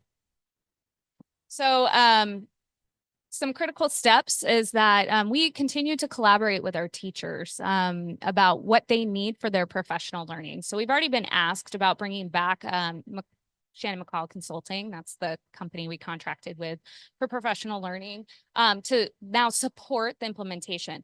This is the amazing part of this is that Shannon McCall with the secondary, they've already started unit planning, scope and sequence, and pacing work before they even had an adopted material, because they were putting together standards. And that is really traditionally the way that things should be put together. So remember, we're adopting instructional materials, and it only becomes a curriculum after we pace it and decide on some common assessments. Our secondary teachers have already started pulling questions out of the Reveal materials to see what would a common assessment look like. So if anything, this will accelerate the process next year, but we want to make sure that Shannon is still a resource for us to continue to do that and come into our classrooms and help coach side by side and really help us overcome any of those barriers we have with implementation. So, and then for our elementary teachers, no matter what their recommendation is, they said, everybody needs access to what we learned. So we had I opened up the professional learning to 20 spots. We filled almost all of them. They want them to come back during in-services and offer those sessions and allow all of our teachers to have access to that, because I can't pull out all the elementary teachers and pay for subs in one day. So, so they've asked for us to continue that work. So we've already met a lot of these pieces. And then of course, what's happening between the materials. It's really important to know, even if we have a 6-8 and a 9-12 that match, those products are written by different writers. They don't have to guarantee that there's a vertical articulation between middle school and high school. That will be our responsibility. And we're already ahead of that by being so mindful of what we adopted and what we're looking at. So those are the next steps for us. So the estimated cost, I'm sorry, I didn't have the updated PowerPoint. I did include that our budgeted amount was 600,000. That's what we had budgeted for ELA. We came in way under 600,000 for ELA. So right now we're sitting at 255 for our 612 program with the training from the vendor itself coming out and training our teachers on how to use it. And so that will probably be 2 different trainings. So they have to fly somebody out here to help train our teachers on how to actually use the product itself. How do you connect it to Google Classroom, right? How do you log in? How do you assign assignments to students through the online portion? So we want to make sure that we have that. As of today, I've actually negotiated a lower price, but I'm not ready to show that new price to you until unless you guys decide to move forward. And And then they actually start dropping down even more. So this is the time where I get to say, and what else will you provide? And what else will you provide? So that's where we're at now. This leaves a lot of wiggle room within our budget for our K-5 teachers. So I actually don't let them make a decision based off price. That's my job, to drive the price down. And I have 2 programs competing now. What else do you need? What can we send you? So this is kind of the fun part for me, is trying to get us the best deal. So the recommendation is at this point that the committee is asking for the board to approve the adoption of 6-8 McGraw-Hill Reveal and 9-12 McGraw-Hill Reveal. And are there any questions before that moves back to you guys as the board? I might have a question. I'm trying to remember it. Oh, it was about geometry and what you're going to cut out, or what you're going to keep, I guess. Based on the standards, a lot of it they're doing is the triangle stuff you're keeping, right? Triangles. I'm not on the geometry team. Yeah. I will say that I sat in on state testing. We've been testing this week for state testing, and that's a high priority for me to now go back and start looking at, because I can't look at the test. Clearly I'm shredding paper, and I can't tell you how many papers had triangles drawn on them. So that is a big component of our state testing. And that concerns me about what we're going to throw out. So with Shannon, we were able to sit and look at the standards that Oregon has set forth. And basically we kind of broke it down into 2 major categories: these bricks of what are building our wall of foundation of geometry, and this mortar that kind of connects those bricks. And we were told very much that the state wants us to focus on those bricks, because while a wall is stronger when it has bricks and mortar, a wall that's all bricks is better than a wall that's all mortar, right? So we picked those 4 major brick topics that they gave us. Right triangle stuff. So special right triangles, that introduction to trig, those things that we're used to seeing. General geometry terms and vocab and how those things relate together. The real big thing, I'd say, if I picked one big thing from the last 2 years teaching, is we're going to move more away from proofs than we've done in the past, which in the classroom makes the students really happy.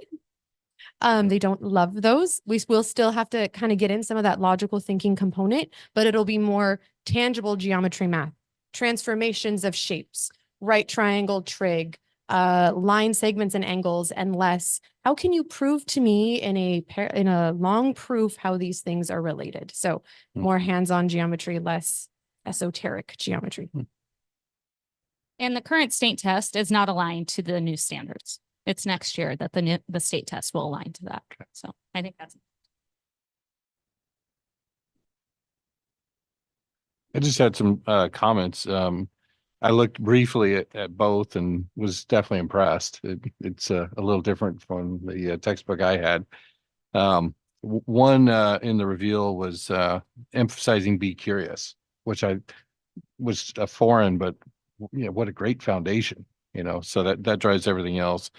I love some of the real examples. One was a school redistricting project.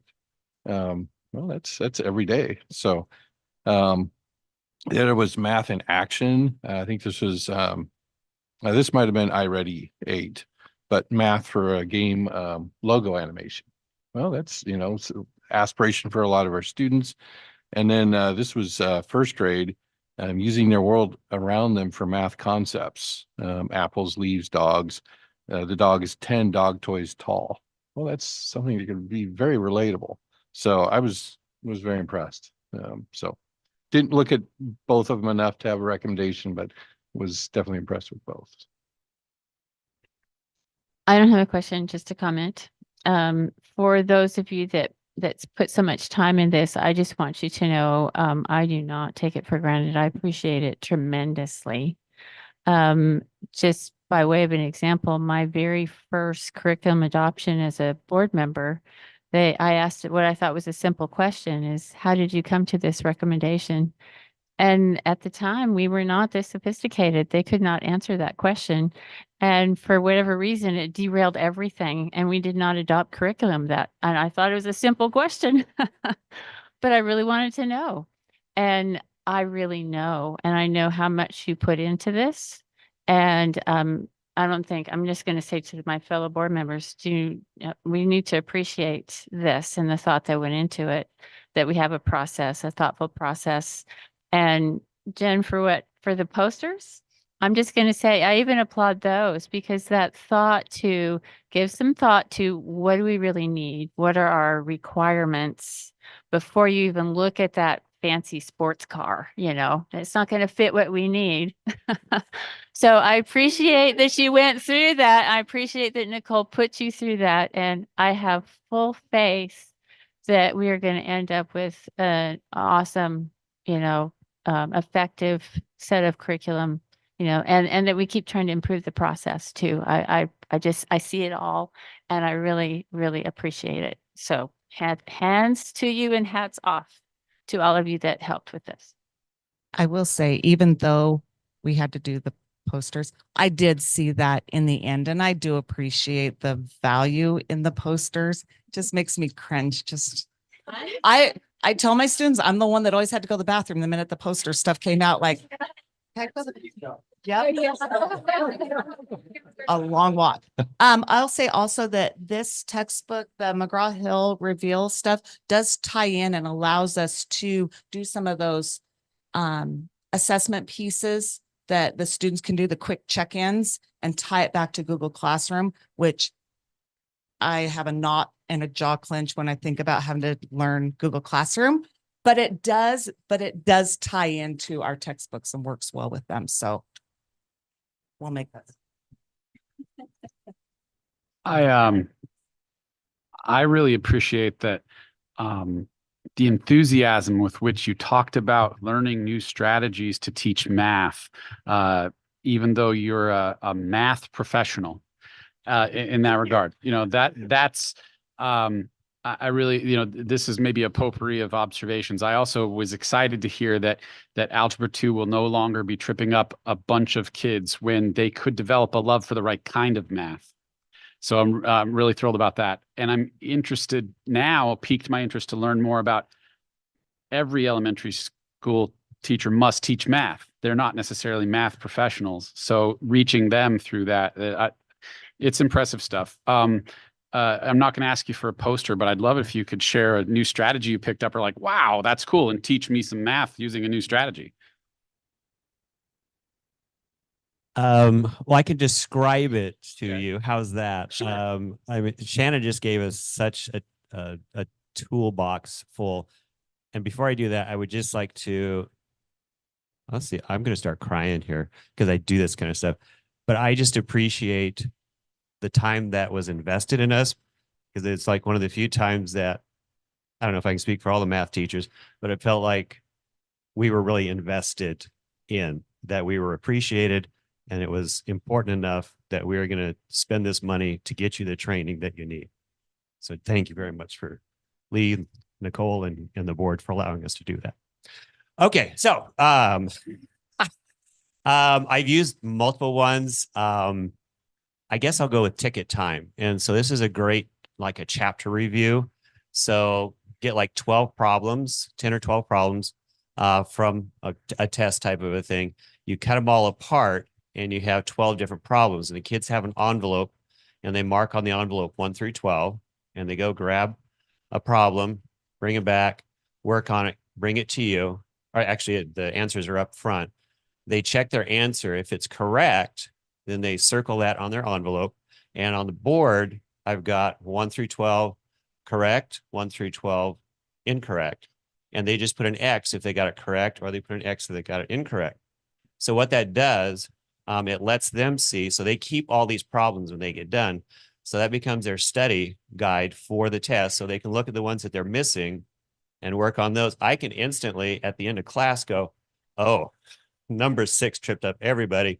We need to review that real quick before the test so that they have an understanding of what that is. So it's just logical, but never would have thought of it on my own.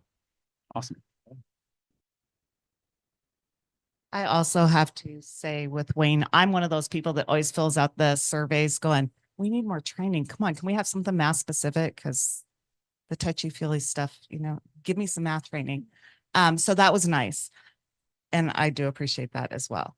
I'm going to have to say the expert crayon was one of my favorites because in a classroom, I have a hard time when we have them do a practice problem and then I can't get around to everybody myself. There's just not enough time in there. And so the expert crayon, which we use colored pencils because I'm a crayon person, but somebody will get the problem. We have them do a practice problem. You go around and you go, yep, you got it. And you give them a pencil and send them around to start checking other people's answers with theirs, because now they can help other people and I can focus on the ones that are a little more needy and need my guidance. Been doing it a little bit in the algebra 1 and they get excited about that. I haven't worked it up into my other classes yet, but oh, you guys wait. I think I can speak for the whole K5 team. The strategy that I think blew everyone's mind, it's called fruit salad. So fruit salad is a method of small group differentiation where traditionally in a differentiated classroom, if you're running small groups, if you're picturing like rotations, like center rotations in a classroom, a lot of times they're grouped by ability level. So you have your below grade level kids in one group, your on grade level kids in another, and your higher above grade level kids in another group. Well, with fruit salad, the way that it's set up is that they're all mixed ability groups when they're working on their own, but then you pull them individually for a differentiated ability level group. And so those kids that are need your attention, you can spend more time with them and you can structure your time so that you're giving that attention to that group of kids that really needs it. And then your high flyers can still be working on their own and leading other kids during your rotation time. I wish I had like the slides that had all the fruits on it, but all the kids know like what their role is in the fruit salad, and the name comes from the kids they're named as like the apple group, the banana group, the strawberries group, the grapes group, and then you give them all colors. And so their color is associated with their like ability level, but then the fruit is just their group that they travel the stations with, I think. Or is it the other way around? I don't remember which way it is, but it's this really beautiful, like if you see a fruit salad classroom set up, you walk in and if you're to the untrained eye, it looks like chaos, but to those of us that know can kind of feel, and you can talk to the kids and they'll tell you about what they're learning and what they're doing and how well it's like an orchestra playing in there when you see a fruit salad classroom. So that one was probably all of our favorite. And then to have that lens to then look at the curriculums and say, which curriculum can we use this method with, was like a huge blessing. So Thank you all. I just want to say I attended every single professional learning with these teachers, and it was never said, you have to take this back and use it tomorrow. And we walked into a classroom 2 days later with, in fact, I think Jen Hunt said, do not do fruit salad tomorrow. And we walked into a classroom and they were executing it. So that just lends itself to these professionals about being what they've been eager to learn and then try with their kids and finding success before we picked an instructional material. So that goes to your guys' commitment to good instruction. Thank you. Other questions or thoughts? Okay, so there now is a designated time period for public comment on the math curriculum. Did they have to fill out the forms like everybody else? Okay, so if anybody here lost your chance and wanted to comment on math public curriculum, I'll give you a shot, but otherwise nobody's filled out a form. So we can skip past that. Seeing anyone? Going once, twice, gone. Okay. Possible action on the math curriculum adoption. So I'd entertain a motion as is recommended there.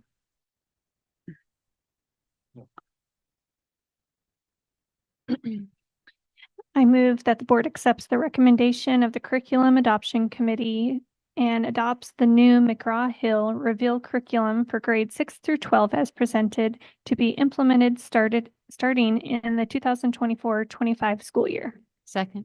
It's been moved and seconded. Any discussion? All right, seeing none. All in favor of the motion, please designate by saying aye. Aye. Opposed?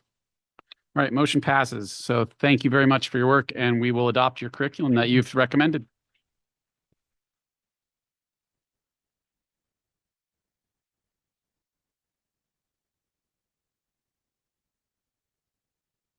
An editorial aside, it is 7:40. Props to you guys for sticking it out. If you want to stick with us for another 2-3 hours, totally fine with me. But we won't think any worse of you if you decide it's time that you can get on with the rest of your lives. So hang if you like. All right. All right. Looking for joking. Yeah. 2 or 3. All right. Our next item is our business and fiscal services report with Director Rhonda Allen.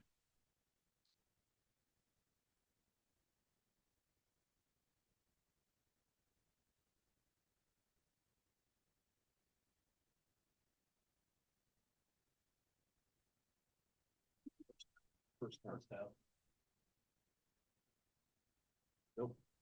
Up above. Up above. All the way. Oh, there you go.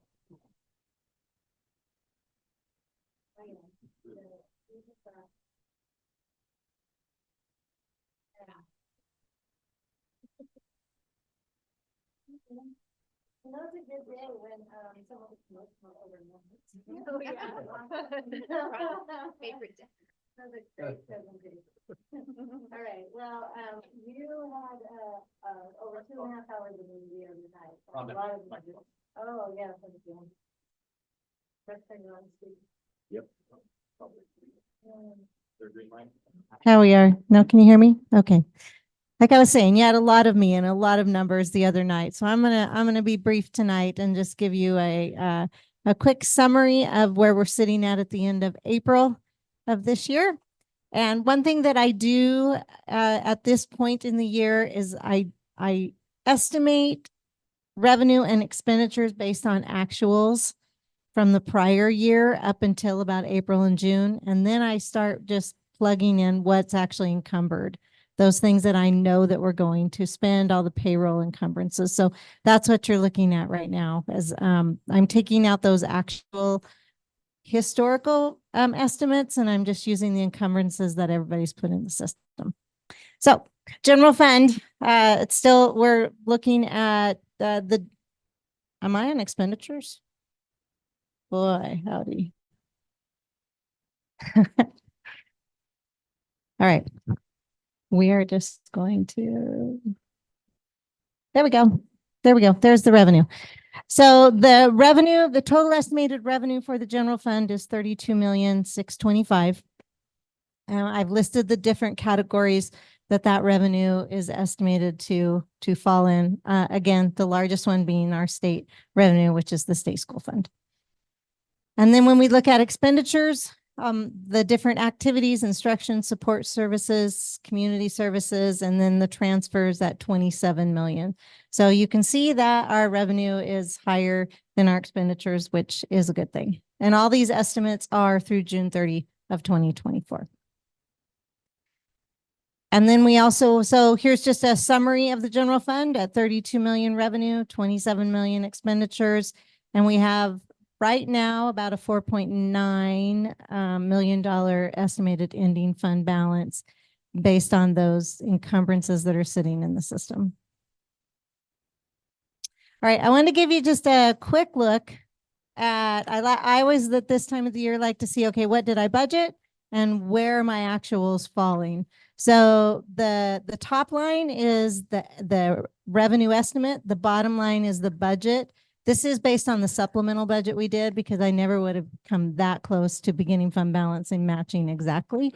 So you can see that our actual estimate of revenue is higher than what we budgeted on each one of these different line items. And then when we look at expenditures, you can see that our expenditures are actually coming in a little lower than what we budgeted. So that's the really stable ending fund balance that we're having. I just wanted to highlight two funds for you. So I don't think I've ever brought these ones up before in a explanatory way. So we do have two funds, Senate Bill It's the Senate Bill 1149 fund and the excise tax fund, which actually filter into our capital improvement fund. So I just wanted to share how we get the money from those funds and what the balances are on those funds. So Senate Bill 1149, what comes through the Oregon Department of Energy, and they were purposed with collecting a public purpose charge of 1.5% of the total revenues from all electricity services. And then 20% of that collection is filtered to school districts. So then we get a monthly check from them that comes from the Senate Bill 1149. And there's different allowable uses that we can have. So what we're doing is just taking this money from these funds and we're putting it into our capital improvement fund. And then this is just a look at where we started that fund. So you can see the beginning fund balance was 63,000. And so far the revenue that we brought in is right around 57,000. And then I will be transferring all these funds into our main capital improvement fund. And then the next one is just our excise tax fund. I just wanted to run it by you one more time. So just a financial tool to help school districts pay for capital improvements. And the tax rate limits do change every year. And as a board, you approve those. So the residential tax is $1.56 per square foot. The non-residential is 0.78 per square foot. So it's very interesting. We've several years ago, you allowed waivers on the excise tax for people who had their homes destroyed during the Beachy Creek fire. And I went back and looked at all those, and we're up around 30 people, 30 families or homes that we have actually waived that tax for. So it's always nice to be able to help people, and I'm sure that they're very appreciative of that. And this is just a visual look at the revenue that we brought in for the excise tax. That's in the blue, and then the beginning fund balance right at 1.4 million. And then the expenditures are mostly in that building acquisition and improvement other than buildings, which is exactly right where they should be. We do run a debt service through the excise tax fund, and that's the Shaft Road improvement debt that we have as the district. So that runs through this fund 448. And that is all I have for you, unless you have any questions of me. Visually, the amount of expenditures actually equals about the amount of the blue piece of the pie, right? Correct. Okay, thank you. Yeah. Probably a little less. Okay. As I'm looking at it. But yeah, because the construction excise tax revenue is what we receive on a monthly stream. Yeah. Okay. Thank you.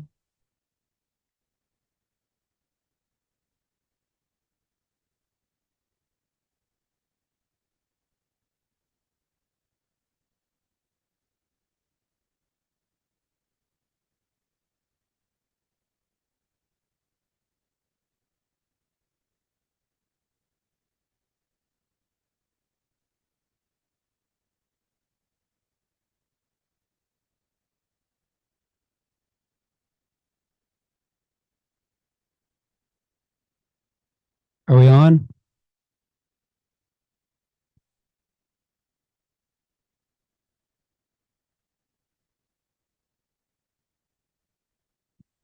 For those of you that don't know me, I'm Mr. Dave Parsons, the facilities director.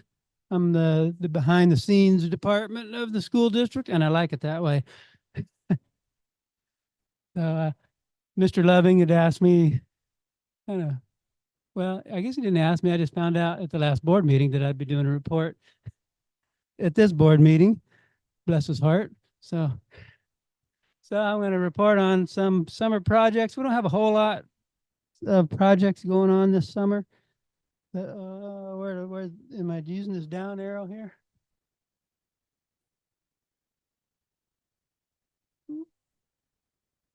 No. The other right. There we go. Okay.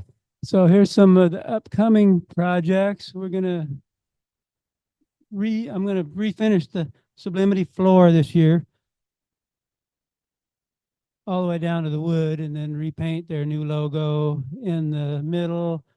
And then have the basketball lines, volleyball, and then we're going to add some pickleball court lines that they had currently been taping down. So Joe Kaiser had asked for that.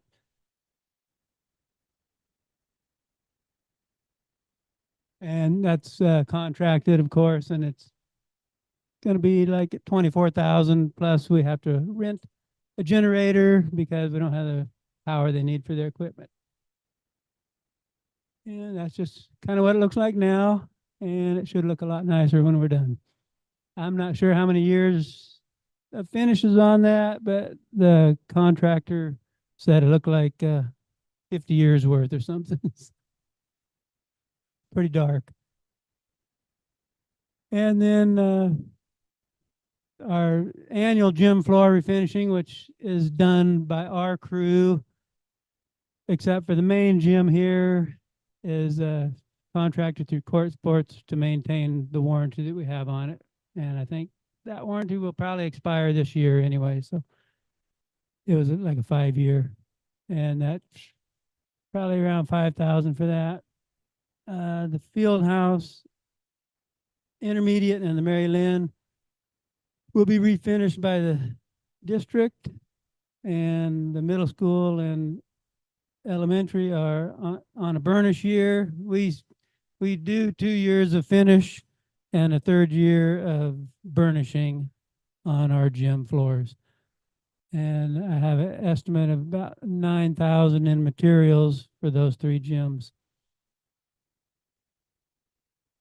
And going to shoot for a LED upgrade at the elementary school this year, and I want to try to do that some contracted, some district maintenance to help offset some of the cost of that. I don't remember the exact dollar amount of our middle school and high school when we did those projects a few years back, but I know it wasn't cheap.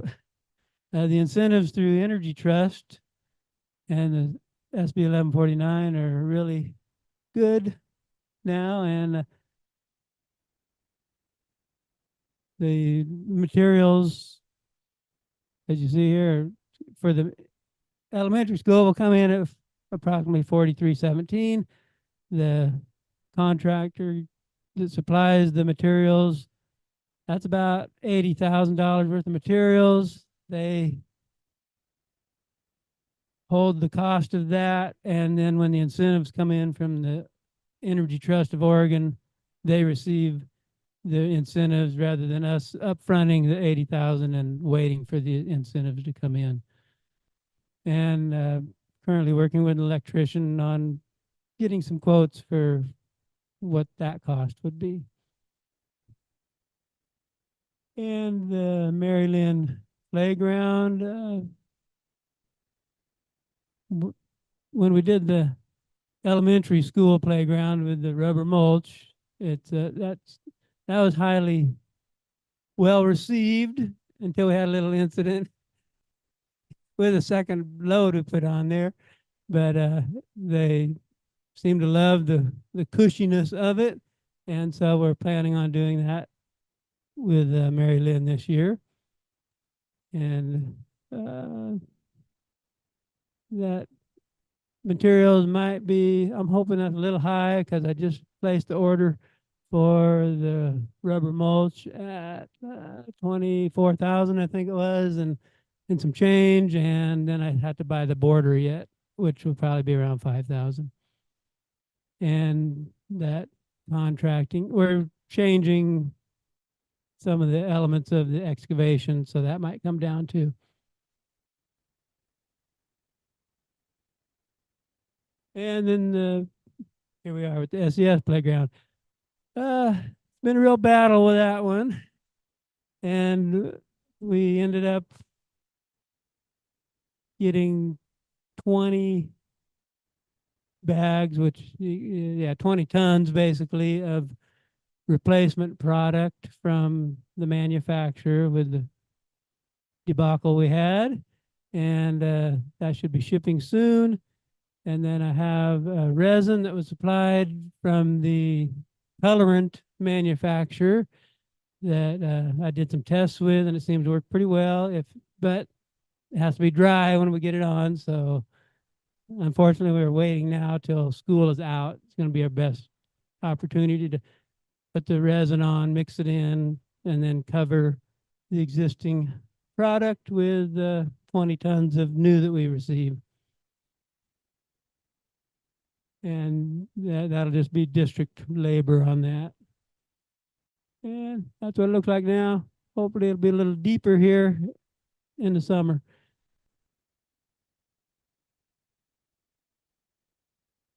And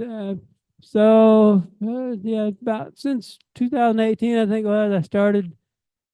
Well, we started with hiring carpet tile being done to replace carpet in rooms, and I watched the contractor do it and said, that looks like something we could do. And since probably for the last 3-4 years, we've been tackling about 3 or 4 rooms a year. And I mean, some of the rooms got replaced during bond work before I started this project, but we're basically down to a few rooms at the elementary and then most of the intermediate school that we have to replace the carpet in. So a few more years of this, and then maybe I have a spreadsheet that kind of lists the condition of all the carpets throughout the district, and so we're currently tackling poor, and when we get beyond that, maybe we can go to stuff that's not poor yet, but it might be by the time we get there. And that works out to about $2,400 a year on that. I mean, $2,400 per room to do those. And they're just kind of like, that's one of the elementary schools. That's kind of what we're trying to get rid of. That, what is that, 40, 50-year-old orange carpet with duct tape on it. And this is kind of one of the finished products here.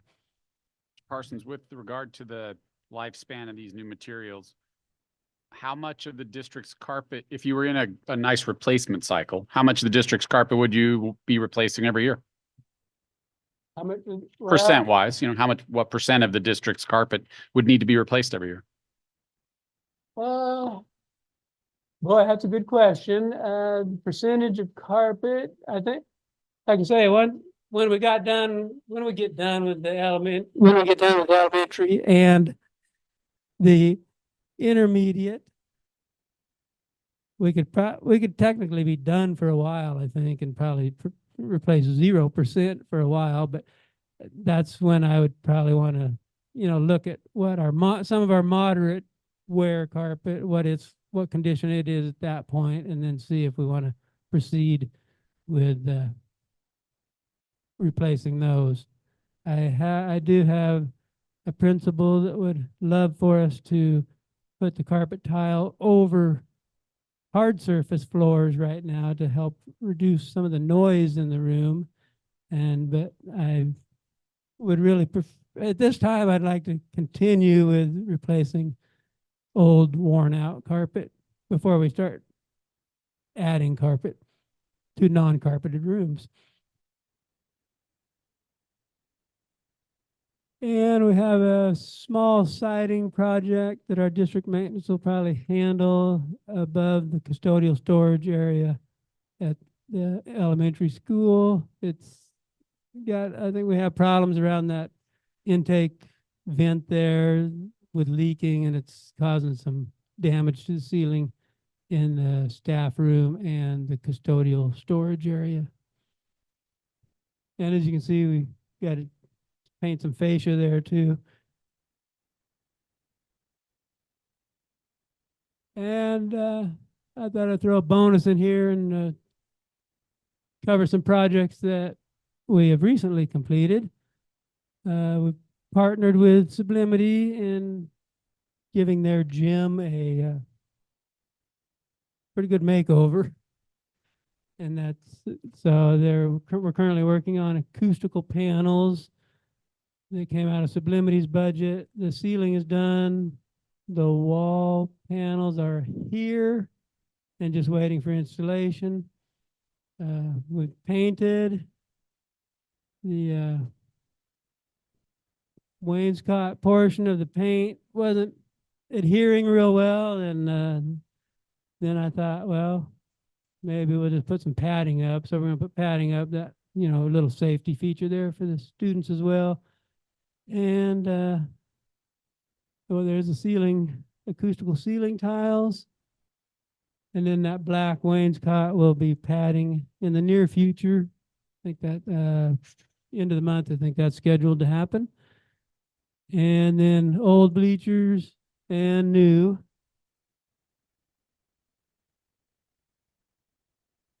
And I took, I don't know, just a plug here. I took some of that old bleacher wood and made a bench that auctioned at the Booster Club auction. And it was a popular enough item. I was asked to make another one. So if anybody wants to go bid on one up at the Sublimity event tomorrow, there's one up there. Yeah. So we recently had several tubes leaking on our boiler. One of the boilers at the high school here. And so all the ones with the X on there were leaking. And we had done a few of them last year, and then they more leaked. So we decided it'd be best to do a complete retube. So, and what that came in at just under 45 on that. So For how long might that extend the life of the boiler? it they claim that it should last. I mean, that should last 20 years if we can keep our chemicals balanced correctly. And our chemical distributor has suggested we put automatic blowdowns devices on the boilers, which would help with that. And I'm looking into that too. So I think the auto blowdowns might be about 5,000 per boiler, but it would help. It should help in keeping the chemical scale from building up in the tubes as bad as it had. One of our maintenance guys, Steve Ellis, he's real good about keeping them blown down, but it's hard to keep up on that all the time.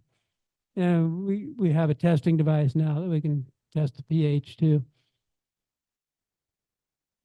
And then at the intermediate school, it's hard to tell in the picture, but this is the old gutter. It's rotted out and leaking.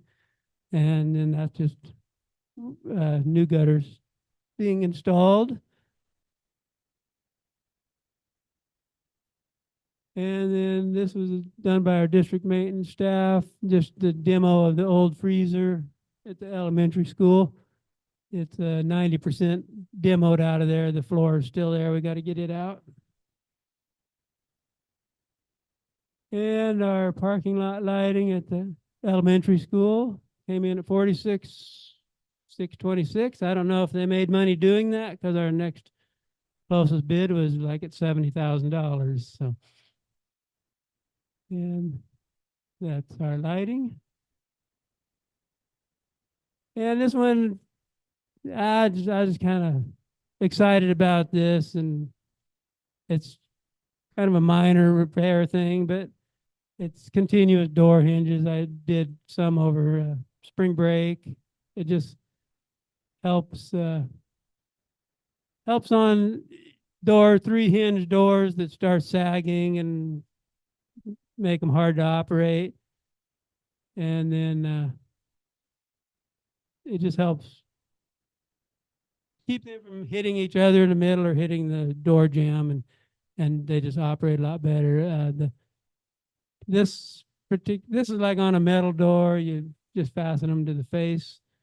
The one over there is on a wood door. You fasten it on the inside there, and between the jamb and the door. And the double doors into Sublimity Middle. I have got positive reports that the automatic entry system works a lot better since we've done that too. We were having troubles with that. So that looks like the end of my report. Yeah. Any questions? I just commend you for using the Energy Trust. That'll pay us dividends for years to come and great resource. So thank you. Yeah, that's a great resource there. I know I do have, I had the previous business manager and the current one that tell me I like to spend money. I just like to say, I just like to keep things operating the way they should. So thank you.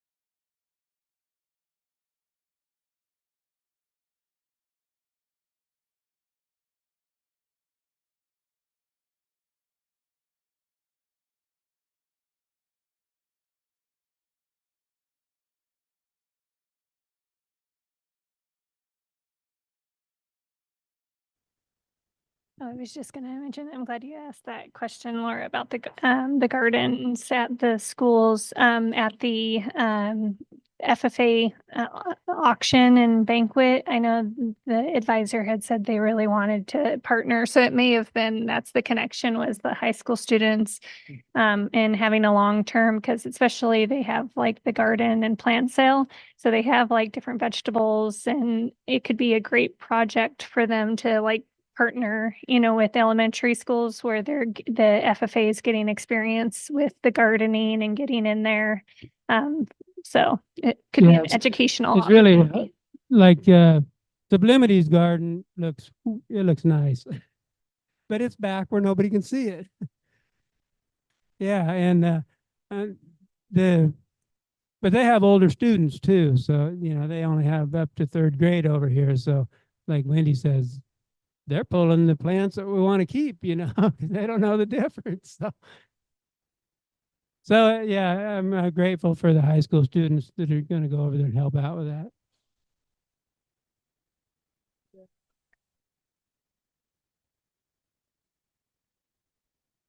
Next up is our licensed and classified union reports. Ms. Lime, got something for us? So last time. Yep, it is required. You just go, I think you're good. Gray button on the bottom. That better? Is that better? You guys, okay. So last time we had talked about that we had given out some grant or some scholarships to the high school students, and this time I can actually tell you who those were and what we get. We gave a total of $5,000 worth of scholarships out. We gave a $750 scholarship to Allie Worcester for her 4-year college. We gave 3 community college scholarships, one to Dulce Navarro, Bethany Wagger, and Gavin Jackson. And then we gave actually 2 teacher ed scholarships to Kana Washburn and to Haven Blades, who are going to eventually become teachers, we hope, and maybe even come back to our district, which would be awesome. We also, this last time, we were given, I think it was almost 10 different teachers applied for teacher grants for in their classroom. And we gave out 2 of those this time around. And each one of those was for $500, and they were for flexible seating options for their classrooms. So it was things like a yoga ball, or one of these things was like a curved chair that kids can sit on, and then kind of cushioned chairs like that. And it was for more of the primary area, so the kids can have, just a little bit more different movements, but it's not like our typical chairs that we would have. And I'm thinking that maybe at some point the district could look at that as a whole and see if maybe the district could at some point help get some more flexible seating, maybe for those primary kids as well. Wanted to say that I don't know if you guys are aware that my team meets with Lee and with Danny every month, and we bring to them different things that are going on in the district, maybe different concerns. And it's something we started with Andy, and Lee has definitely let us be able to go continue on with that. And it's just enabled us to see his transparency in everything. Anytime that we've brought things up, he definitely is right there to answer the questions. And if he doesn't know, he lets us know, and then he'll get back with us. And it just everything from really minor things to really, really important things. Some of them are private, some of them are things that, it's just, things that we have on our day to day. And that's been very, very helpful. And one of the things that listening to Rhonda that's been great is seeing the budget and having friends that teach in Salem Kaiser and having friends that teach in Silverton, and knowing that we don't have that anxiety looming over us in the next few weeks that those districts do. And I don't know if that's just Lee or if it's, Rhonda, or if it's everybody in a conglomeration, but it's been very unstressful to be able to have that in our district. So we've appreciated that. Just want to make sure. Thank you. $5,000 is no small amount from your group. That's awesome. And we usually don't give as much, but there were some that were like, yeah, we need to do this. We need to do this for these people. Thank you. Next up, we have our city council liaison reports. Mr. Taylor, would you like to chat with us tonight?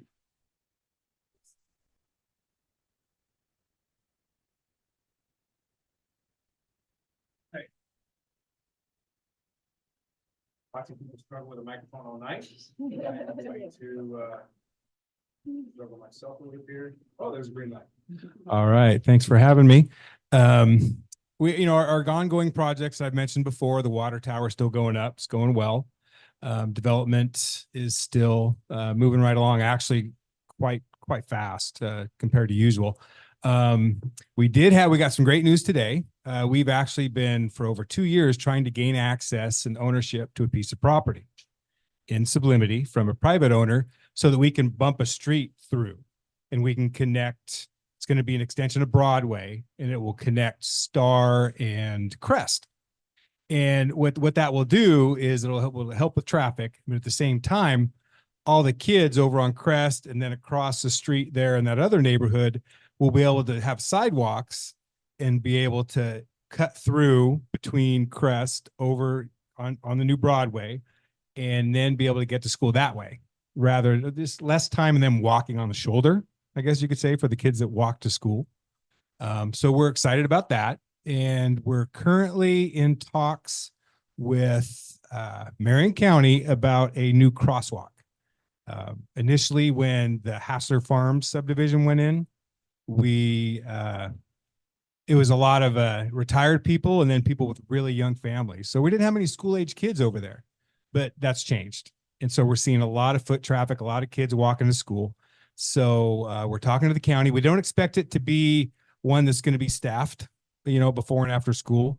Our hope is that we can at least install some of the automatic flashing solar powered lighting so that we can kind of get people's attention and get people to stop. And it's going to be right. I don't know if people are familiar with that area, but there's a walkway that goes from inside the subdivision out to Church Street. And it's kind of in between the two streets that enter and exit that subdivision. So that'll be where the crosswalk is, kind of centrally located. So kids will be able to get to it from either street. So it should be pretty helpful. We're just trying to work on keeping things safe and keeping kids moving. So any questions? Anybody? No. The Broadway is going to go all the way through to Crest. Yes, it is. So what was the plan to get to access the houses the new subdivision? You mean for that subdivision? Yeah. Before. That's just it. It didn't have to. That subdivision could have been built without that access. So for the Cascade Highway, or what was the access going to be before? Well, they could have utilized the two accesses on Crest and that street not go through. And we as a city, and it was actually part of our transportation safety plan, we really wanted that street to go through. So we did everything we could and working with the developer, working with the property owner. And there's been a lot of challenges but it was very exciting today when it finally came to fruition. And so it's what we wanted for a long time, and when you deal with development, you can't always decide how it's going to be. And this is one of those times where we were able to work hard at kind of making it the best it could be for our community. So that's what we've got. Any other questions? Can I share some quick feedback as a parent? Hold on. Okay. I'll wait. You can call me up later. Yeah. Okay. All right. Thank you. All right. Mr. Wagner, are you there? And if so, do you want any sort of report as the Lyons City Council representative? There's a meeting tomorrow on the Safe Routes to School grant that Lyons is still going forward with. Hearing none and seeing no Councilman Patty, I think we're done with that segment there. Okay. All right. I guess I didn't. Mr. Taylor, executive decision. You can have 3 minutes in public comment.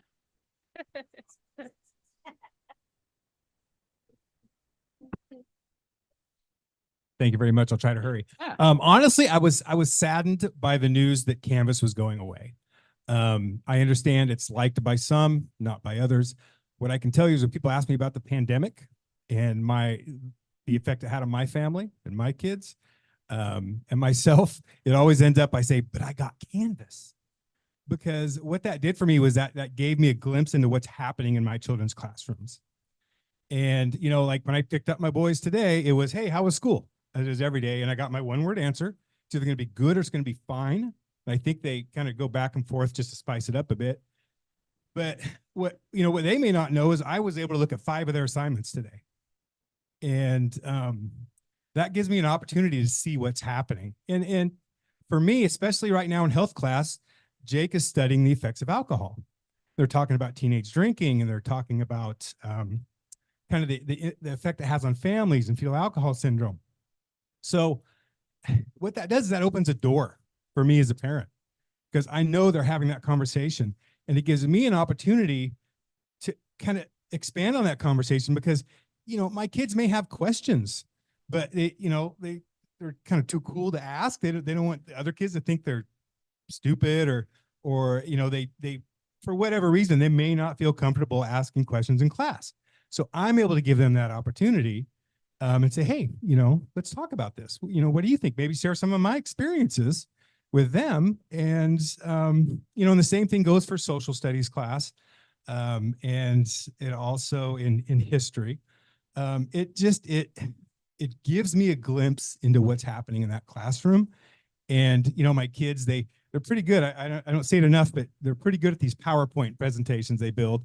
So I'm able to see all these PowerPoints they build and these one-pagers they make.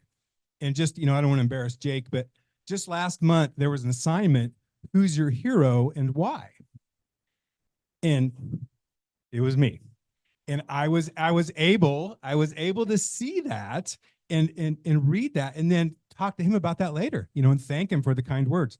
So I'm not familiar with Google Classroom. I'm hoping that it offers the same opportunity, and that our educators will be encouraged to all use it. And Mr. and I'm going to call out Mr. I don't know about the pronunciation, Mr. Muhick.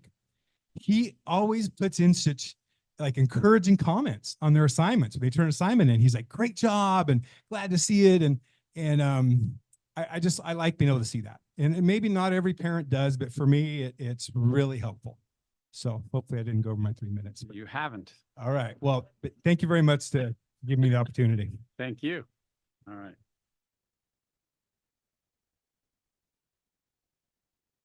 All right. With seeing no other public comment, we are going to take a 5-minute recess. Back here. 30.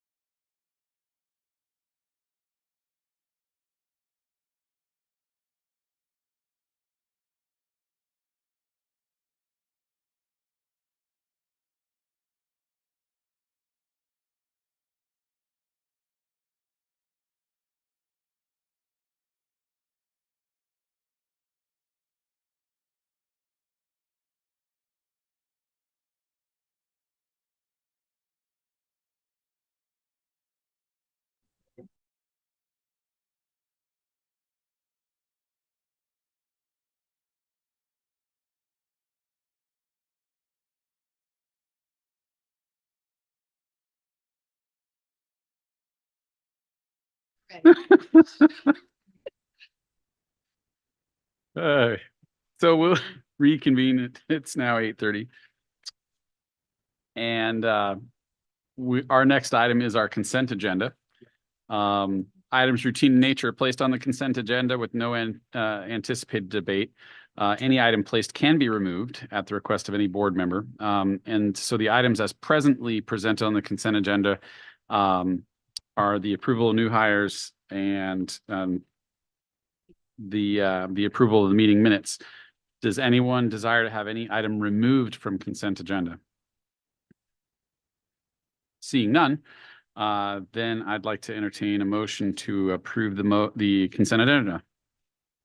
So moved. Moved and seconded. Any discussion? This is maybe a dumb question, but these are all new hires starting in the fall, I presume. That is accurate. Thank you. All right. Any other discussion? Seeing none, all in favor of approving the consent agenda as presented? Aye. Opposed? All right, approved. Our next section is policy updates and first readings. And I'll go ahead and take the first one, policy AC, non-discrimination.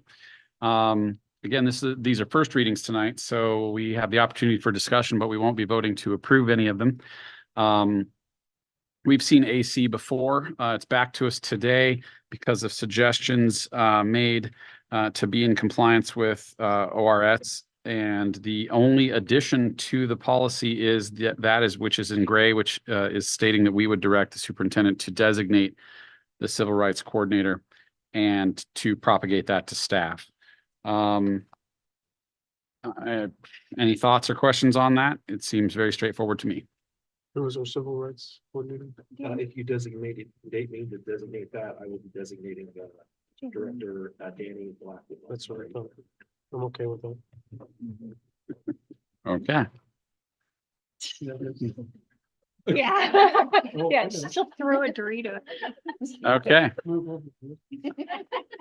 So again, pretty straightforward. If any, we will see it again in a future meeting for approval. The next one is EBC-EBCA and BC. So that one is for Coral. Yes, so this has been reviewed by the Director of Safety and Security. House Bill 3584 was passed in the 2023 legislative session. Mics have been on for 4.5 hours, so they might start dying. Here, do we have that dead one? I'll replace the battery. I got a fresh one here too. So essentially all that's happening is that previously EBC and EBCA was combined together.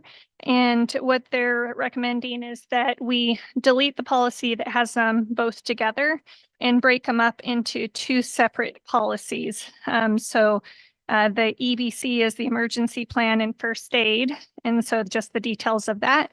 And then EBCA is safety threats and the action taken, including communications regarding safety threats. And so it's really just breaking the two apart. So if anyone has any questions or comments.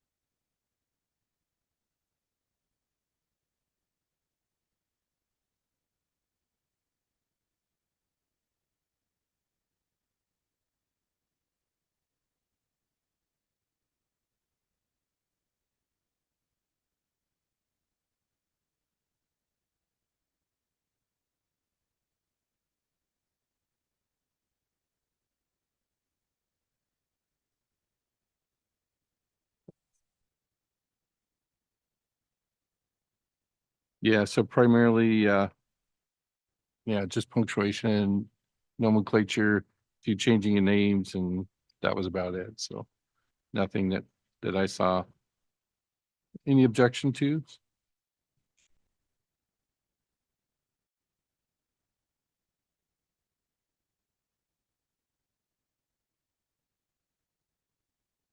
Comments or thoughts of board? I assume it's recommended that, sorry, Danny, a person's name is included in here, Yes. It's unusual and we don't like to do that, but that is the recommendation. because I see that somebody's name was taken out of it, Yeah. but, okay, I'm not in love with it. Don't worry.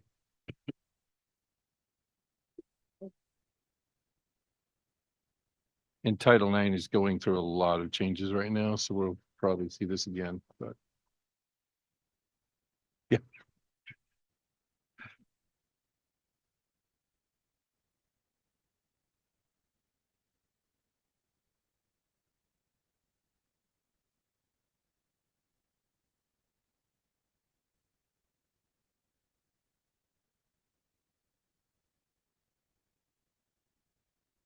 I would have is that, is there a strategy to who should be designated as the Title IX coordinator, as an example? Yes, the strategy is to try to get that in with the person that knows procedure well, knows the law well, and works with people. And so our HR director is a natural person to fulfill those roles, and often fills those roles in other districts. Some districts have the director of special education or special programs do that. That's not frequent. That's sometimes, but most folks have HR directors do that work. Or someone in the HR department do that work. Thank you. Okay, seeing no other comments, we'll move that along for its scheduled next reading. The last three have been designated to Mr. Loving and Ms. Wisman. You can take them in any order you like. Perfect. So we're going to start with IGBAF, Special Education, Individual Education Program. And the only update to these are the ORSs. So no actually wording changes within the policy itself. And then if you turn the page, you're going to see IGBAG, Special Education Procedural Safeguards. And what you're going to see is some nomenclature changes, as Mark has said. And then at the very back of that, on page 79, you're going to see access to records. And there was a state law passed at the last legislative session that talked about anyone that specifically works with a student on an IEP should be consulted regarding that IEP and have access to those records. And so that's what you're going to see basically in this policy and the next policy in the ARs we're going to talk about. Those are two major changes of involving those folks in access to records, but also including them in the IEP process.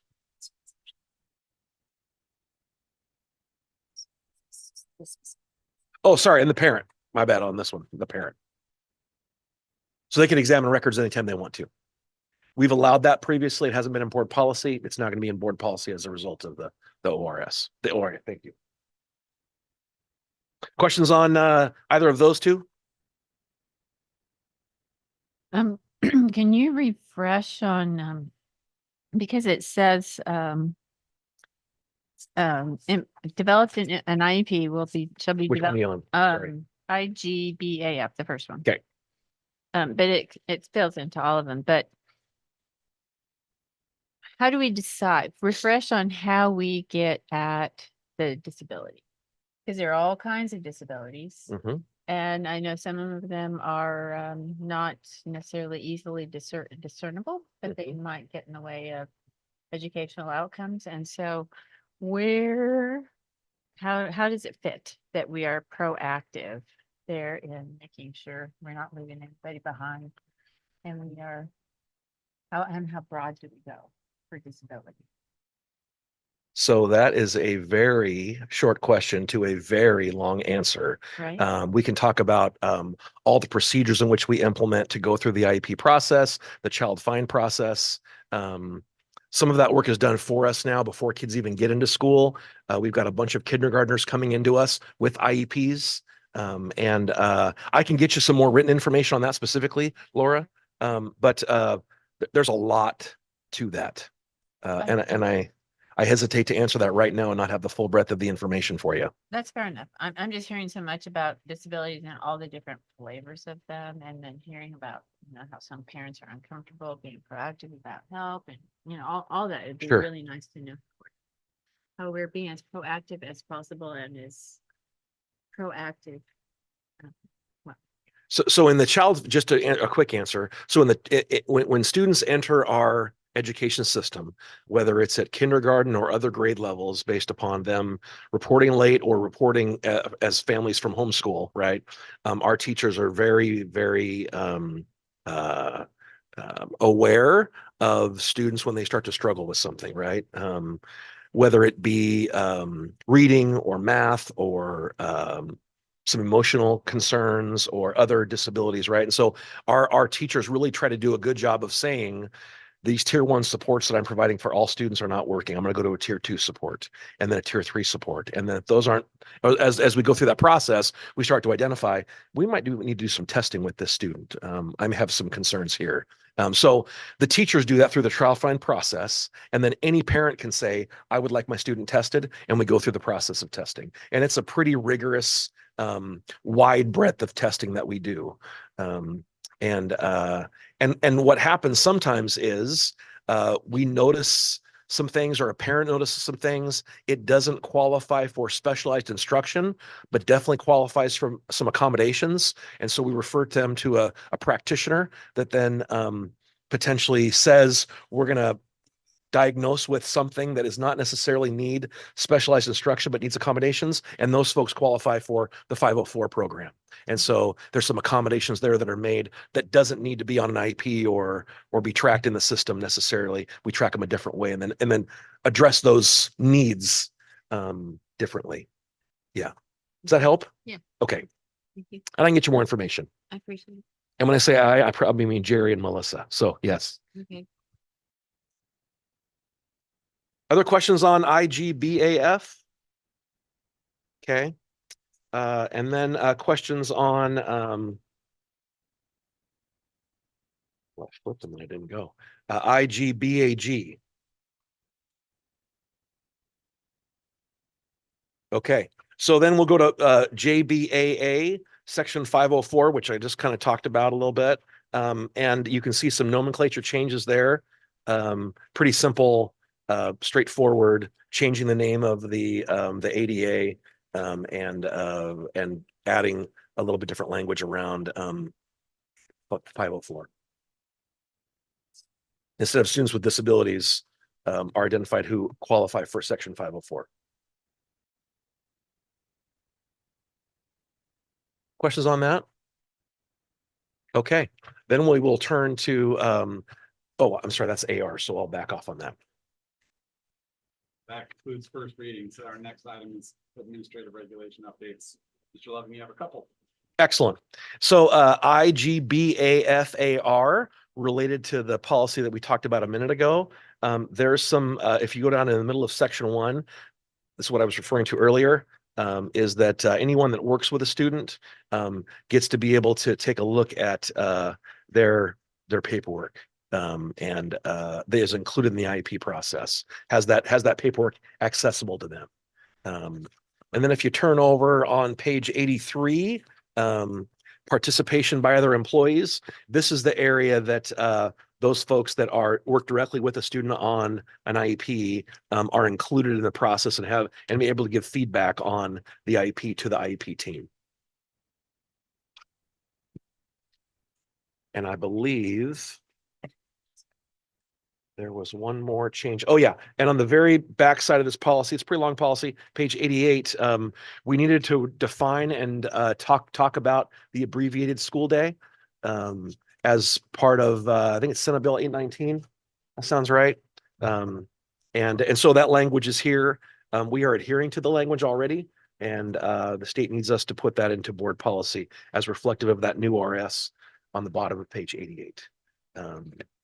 And just to, as a byproduct, we are compliant with this, even without it being a board policy, although we were now requiring it to be a board policy. I have a Questions? question for you. The first two changes, these additions, well, one is a clarification. The first one I understand, but as it is clarification, the second one is a bit of an addition. Were these because the rights or concerns of the employees to have additional disclosure weren't being met? So this is trying to help allow that? Not in our district, but I think in other districts that might have been the case. And candidly, it's a challenge to give access to records to everyone that it comes in contact with a student on the playground or the crosswalk or, you know, on the bus. And so those are challenging pieces to get opportunities for access for some districts. And so the legislature decided to make some laws around that to make sure that all those employees had access, no matter which district they were in the state. Do you feel that their inclusion will also improve the quality of the student's education by getting perspectives that may have been lacking before? Yes. Okay. And typically on those IEPs, we've kind of kept those semi on a need to know basis because they're private student records, right? And so we didn't want those just hanging out there. So those IEPs are now available in the school offices under the secretary's care, and any employee can come down that works with that student and check out those IEPs and to still make sure that we're keeping those documents private. Are we recording their access that they did access? It's a great question. We should, I think. I'll find that out. That's just my opinion. Yeah, I don't know that. I'll find out from Jerry.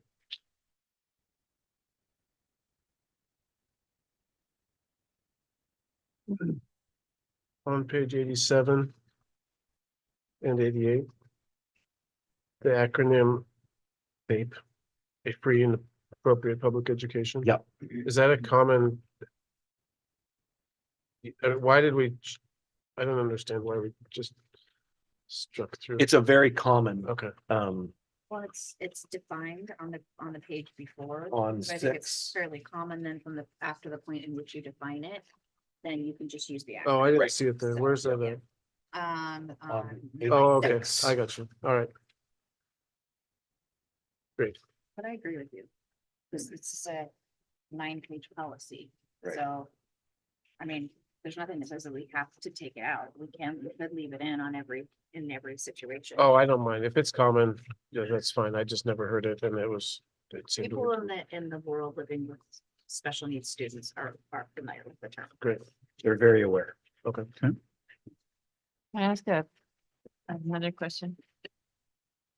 Follow up.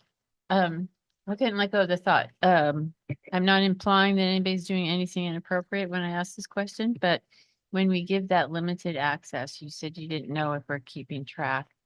Do we also have some rules around how they use that access? Like, you know, if they Absolutely. can have the best of intentions and take their phone in and snap a little picture of something, you know, to help them remember something, but that we are maybe at risk, some risk if personal information that they can review and should review gets out. So are there rules around how we manage that? Yeah, no pictures are able to be taken because they're under the secretary's watchful eye. Okay. But if they'd like copies of those, then we work out a situation in which they could get a copy to go home and study that if they need to, because the IEPs are long. Typically, what they're looking at is the cover page and some of the pieces that are there that are pretty straightforward and not the whole IEP, although they are welcome to do so. But I'll find that out. Okay, and again, I'm not implying, and because I mean, teachers and staff have access to student data all the time. All the And time. I know that and they need that. It's just the thought popped into my head, so I asked. So thank you for indulging me.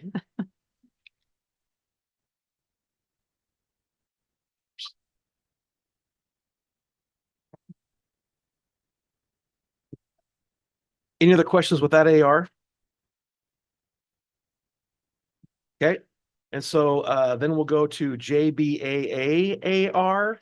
And it's some language cleanup there on page 90, page 91, And then page 92 reflects some of the things we've been talking around the top of page 92. Provide all employees assigned to work with that student, again, to be able to access those 504 plans, same as the IEP. And then give feedback on that 504 plan under the evaluation piece. So it just, the 504 process mirrors the same as the IEP process. Questions on that? Okay. That concludes my AR report, Mr. Chair. Thank you.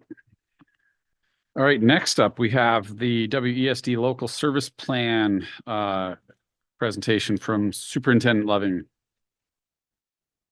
So this is in your packet. And I just wanted to share with you again, I want to walk just for a second and remind you, we talked about it a little bit at the budget meeting, but the ESD gets dollars on our behalf that they bank for us to be able to access services through them that we can't necessarily afford to provide ourselves. And so as you look at that list on the local service plan, this is what we've planned to do for this year.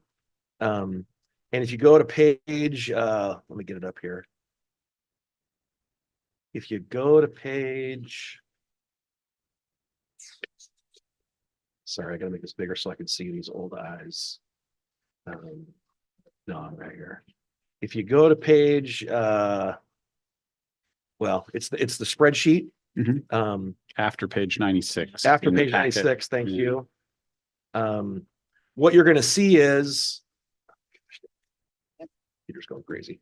What you're going to see is all the way to the left, the service this year, the unit measure, whether they're charging us a unit, an ADMW, or a fee, or an out by hour. What you're going to see on that first page is under unit cost, pretty much all the services this upcoming year is going to be $102.49 an hour when we do an hour of their work with them. Typically, that's not one staff member that we're employing during that hour time. We're employing multiple, but that's the ESD rate this year is $102.49 an hour. So then what you see is if you go over to the yellow, even though there are numbers under, and I'll look at you real here, if you look at me real quick, under the unit cost in the gray, okay, there's big numbers of the unit cost. That does not mean that that is a service we are getting.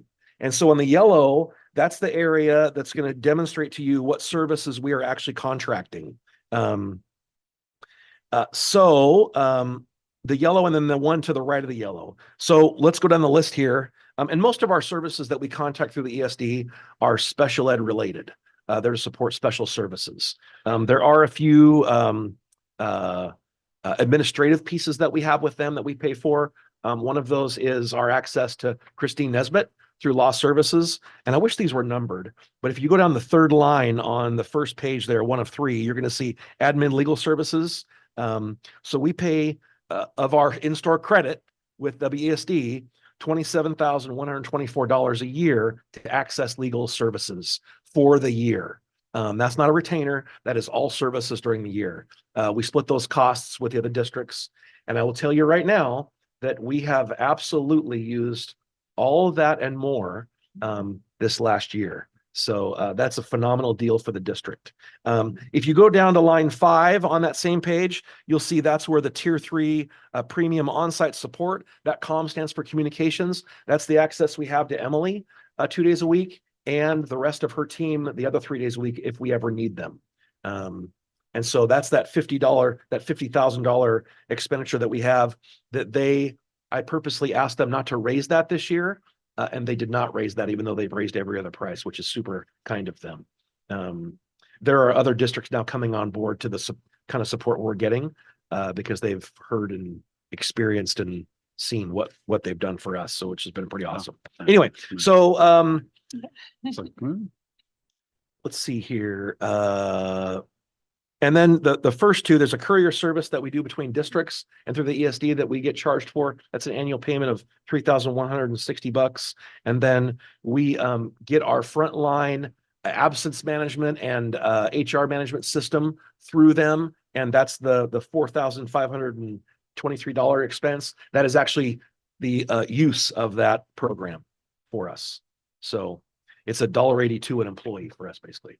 And I won't go line item by line item, but I wanted to familiarize this with you so you knew there were all the services possible on this sheet. And then you can see the services that we have purchased through our ESD dollars. And at the end of the ball game, we still had, if you look at the top of page 3, on the top line, and you're looking right up here at the top of the page, up here on page 3 of 3, you're going to see that the allocation for us was $1,109,524, and the previous year carryover was $457,000, which is what we got back from them last year, not using those credits. And if you slide down the line all the way to the left to that total remaining, we are bringing back into the district $440,000, which we kind of shared with you last Thursday. But that's how much money we're not using of the dollars that were allotted to the ESD that we're now bringing back for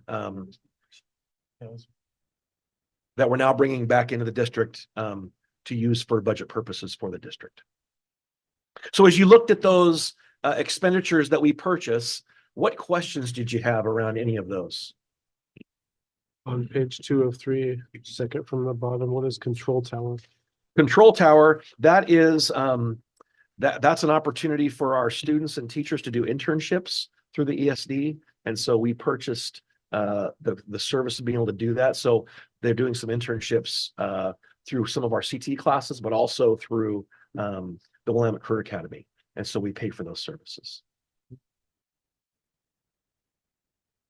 Good question. Can you please remind me what Oasis is? So Oasis is a classroom that's a consortium classroom that super high need disability students access. And we've purchased 2 seats and we need a third because of students transferring into our district. And so we're going to be buying another seat from another district. Gotcha. And that'll be out of third-party contracted funds because budget is done. And you, this is where we pay for the Willamette Career Academy. Correct. Okay. Yep. And again, I was pretty excited to share that information with you in regards to using almost all of our seats. That's the first time that I'm aware of that we've even been close to that. So, yeah. So I think I asked this during the budget meeting and I'm still trying to wrap my mind around it. And I had another parent ask about it and I still don't grasp it fully, but okay. So the classes that are taken here that you can get college credit, that's through ESD, Willamette Career, what program? That's through the Willamette Promise. Willamette Promise. Okay. And So that's- is and that that's- part of Yes. this? Okay. Yep. So it is part of the Willamette. It's Career- Willamette Promise and Okay. Willamette Career Academy under Okay. the umbrella of the Willamette ESD. Okay. Yeah. But they're 2 very different things. So it's probably because all these different, Willamette. so yeah. message. So yes, because parents ask about it and I'm like, okay, I don't fully grasp this. So that helps. Okay. So and that's where they stay here. They have to enroll in it. They apply for it, but this student and parent has to pay something for it. So or- it's $40. Okay, $40. For a student to access any classes during the year, Okay. 1 or more, Yeah. if they want the college credit. Yes. College. Yeah. Okay. So So, they- then it shows up on it, but on your transcript, does it show up on your high school transcript or do you get a college type? Is it showing as a college type transcript? So it's a or- dual credit course, meaning you get high school credit for it Yeah. and then you get separate college credit for it. Yeah. We are absolutely in charge of the high school credit. And then once we turn in the grades to the community college, the community college takes care of those college credits, and they transcript it. And it's all between the student and the family. And actually, that's not true. It's between the student and the college. And that's where we had some conversation around some families being concerned about, I call Shemeketa and say, I want to talk about my kid. And they say, I'm not talking to you. I'm going to talk Yeah. to your kid. Yeah. Because that's what they do in community college, Yes. right? Yeah. And so that's been a source of frustration for some of our parents. Like, this is a student who lives in my home, Yeah. but when you do these Willamette Promise classes, they are now a community college student. And the community college student gets to say who has access to their records. Yes. and not. Yeah. I mean, it's super protected, like It's- like oh HIPAA boy. practically. So, okay. So is it through, does it show as Chemeketa or does it show as wherever you're going. It shows to? us Chemeketa. Okay, Their transcripts to Chemeketa. credit. Okay, okay. Yep. Yeah, Western Transcript does some, but it's mostly Chemeketa. okay. Yeah, okay, now I think I got it. And hopefully I won't be at the next board meeting asking again, so. That's great. You probably, and you correct me if I'm wrong, because it's been a few years, but not every school recognizes those Yes. credits. So, Every Oregon school does. Every Oregon school has to. But anybody including like outside Willamette?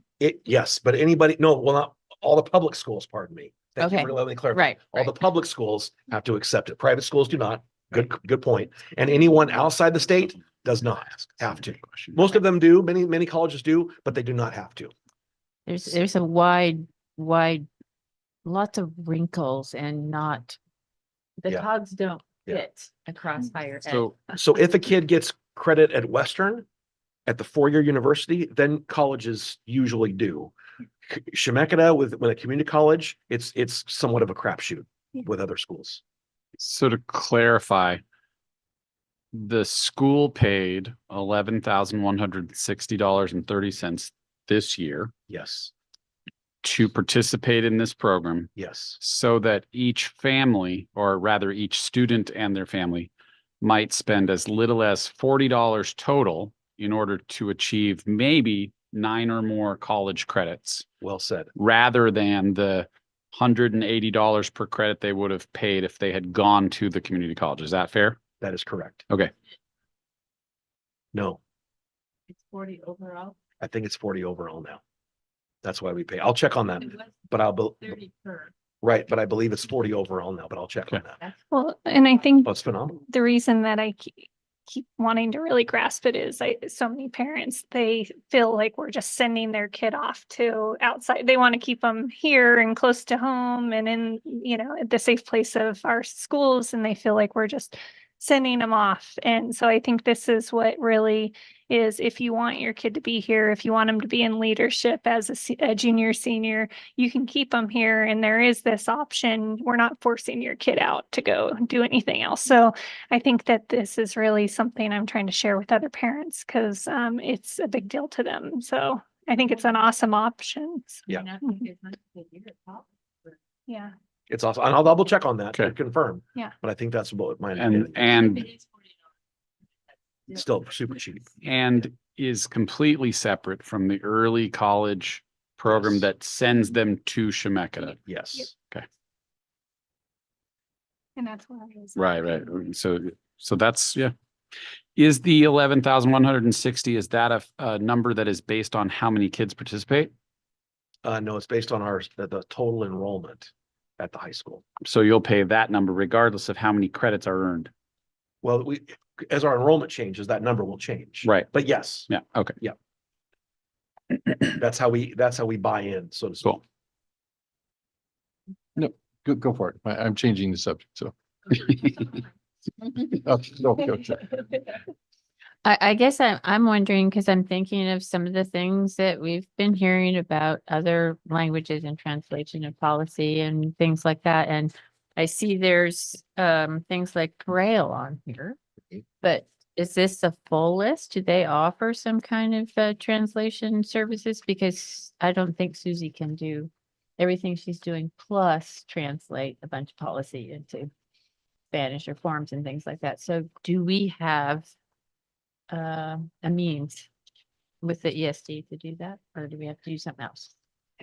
We can contract with them through as a third party. So they would have the service that ESD would? They can for us if we so choose to purchase it. Okay. Yeah. And we know for sure it would be the right kind of, if it's Spanish, the right kind of Spanish? Because there's Well, I hope different, so. well, because, I don't know what's correct, but I know at one point I understood that what you learn in class might be the Castilian kind, not the kind that would be maybe the common spoken from south of the border. And there's all different kinds of Spanish. I mean, you can, they come from Argentina, Chile. Yeah. I don't know places like that. So Sure. not that we have those, but I had to think about what type. I don't know if the district does, but there is like a DAS statewide price agreement. So I don't know if like North Sanium does the DAS statewide price agreements, but there is translation services. So in all different, I mean, everything you can imagine. And so I'm pretty sure that school districts can tap into that as well. So. As a third party contract. Yeah. Yeah. Yeah. Mark? So the 440,000 is not an insignificant chunk of change. Am I remembering that we're capped at like 30, 40, 50% as far as the maximum that we can get back from the There is a DSD? cap, yes. Off the top of my head, I don't remember what it is, but I can find that out for you. Are we close to that with the 440 or? No. Oh, okay. We're not. Okay. We could say we want more money back, but we've decided these are the services that we need. So yeah, good question. So we have not touched the cap. But I'll find out what the cap is. I should know off the top of my head, but I don't. No biggie. Other questions, thoughts? Yeah. Okay.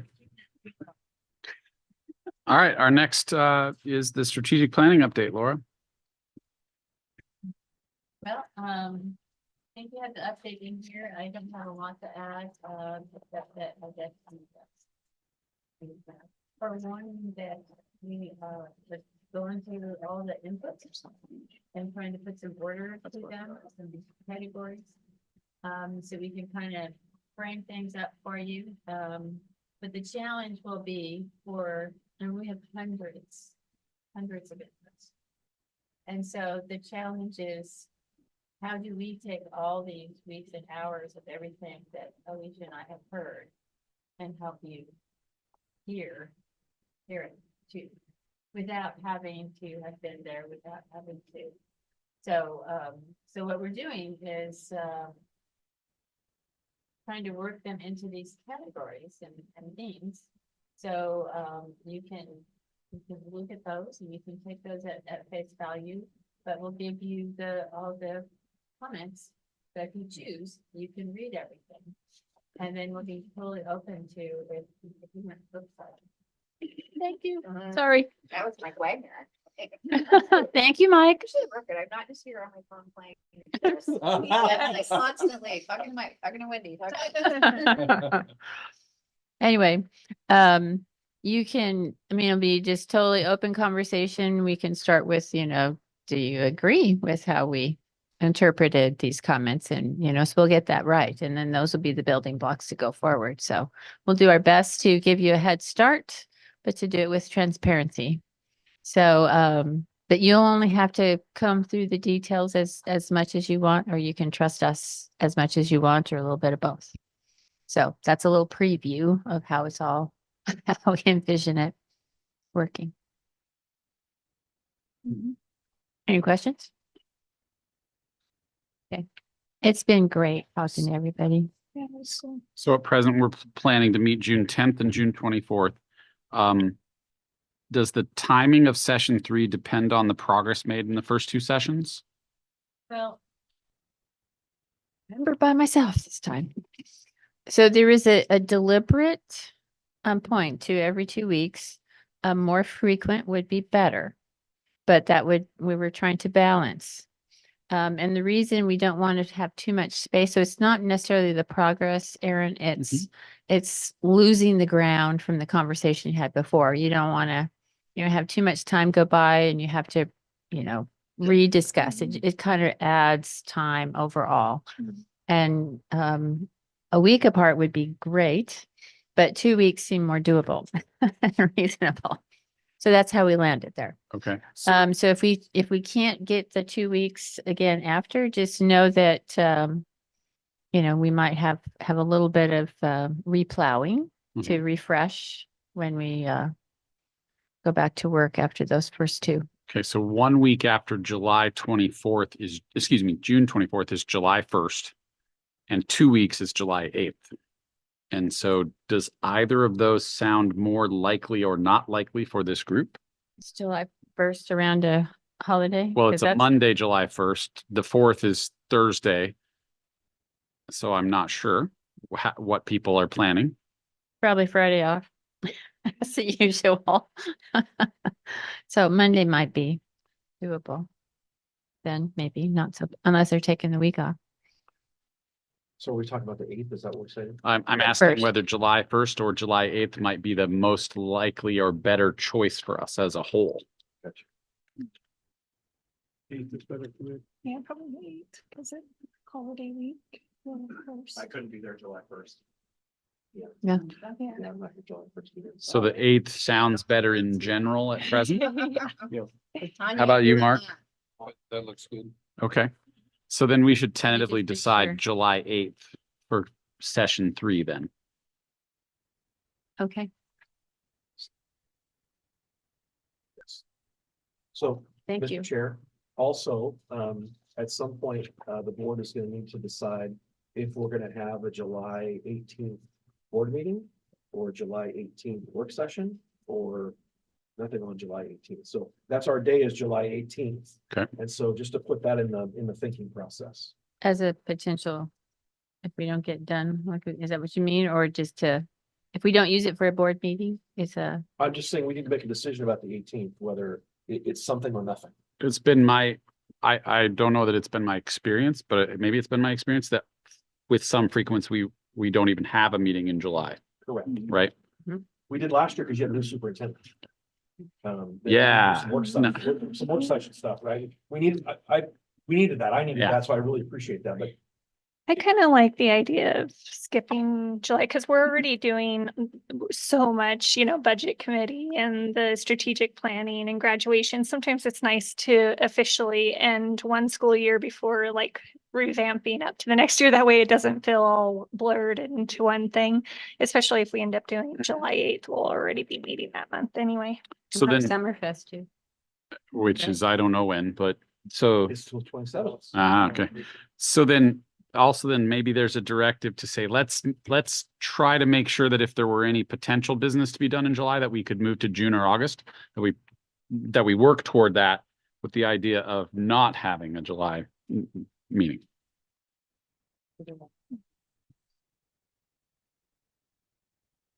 Okay. Yeah, and let us know if it can be done, right? It can be done.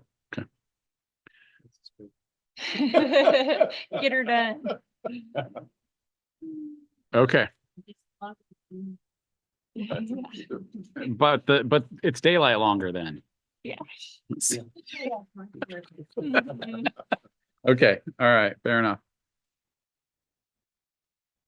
Okay, item 19 is board reflections and announcements. This item is to allow us to collectively reflect on statements made during public comment or the topics covered during the meeting. Anybody want to jump right in? I've got two. One, I really appreciate the addition of Narcan on the buses. That's a great idea. Second, Dave was talking about the Energy Trust.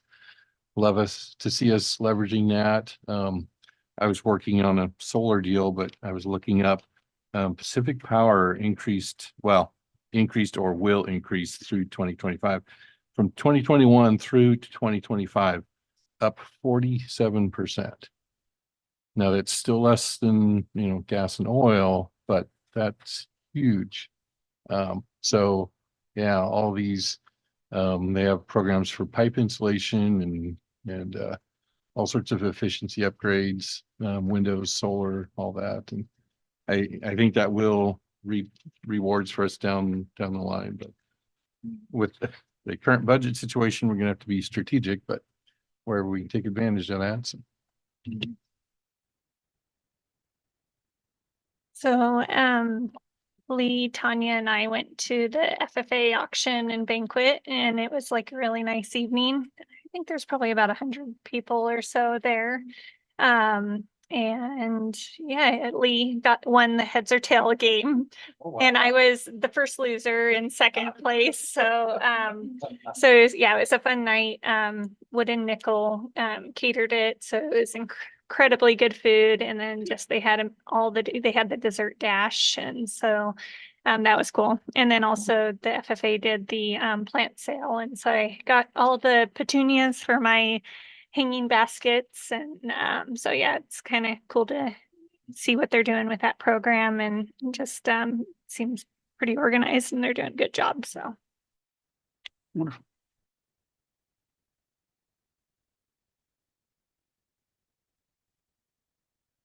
Appreciated the math group. Yeah, Lee was in the room when I went in to review it, and so you gave me we're probably leaning towards this one and not this one. I wish I hadn't had that, Sorry. It's okay. But it was clear that that they chose the better one, in my opinion. But there was one random page I opened up to that really frustrated me, where a man was the problem was a man's washing windows on a high building, and he descended 48 feet in 6 consistent moves, right? And so how far did he go per? And I'm pretty sure the number's 8. But since he moved down, it was -8. And that really frustrated me, because measurement is in space and it shouldn't have been negative. And so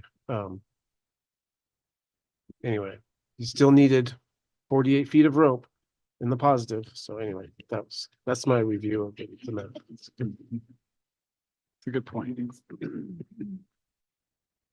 I guess I also really appreciated the effort they put into the math curriculum adoption. And in the hallway, I heard more positives, and some of the things that we have heard from staff is, how do people get selected for this stuff? And that was one thing that was one of their comments, was that they really appreciated that Nicole included anybody who wanted to participate. So there's no mystery, no question, no sense of favoritism where there wasn't, perhaps. And so just lots of positives all the way around. So it was nice to see, nice to hear.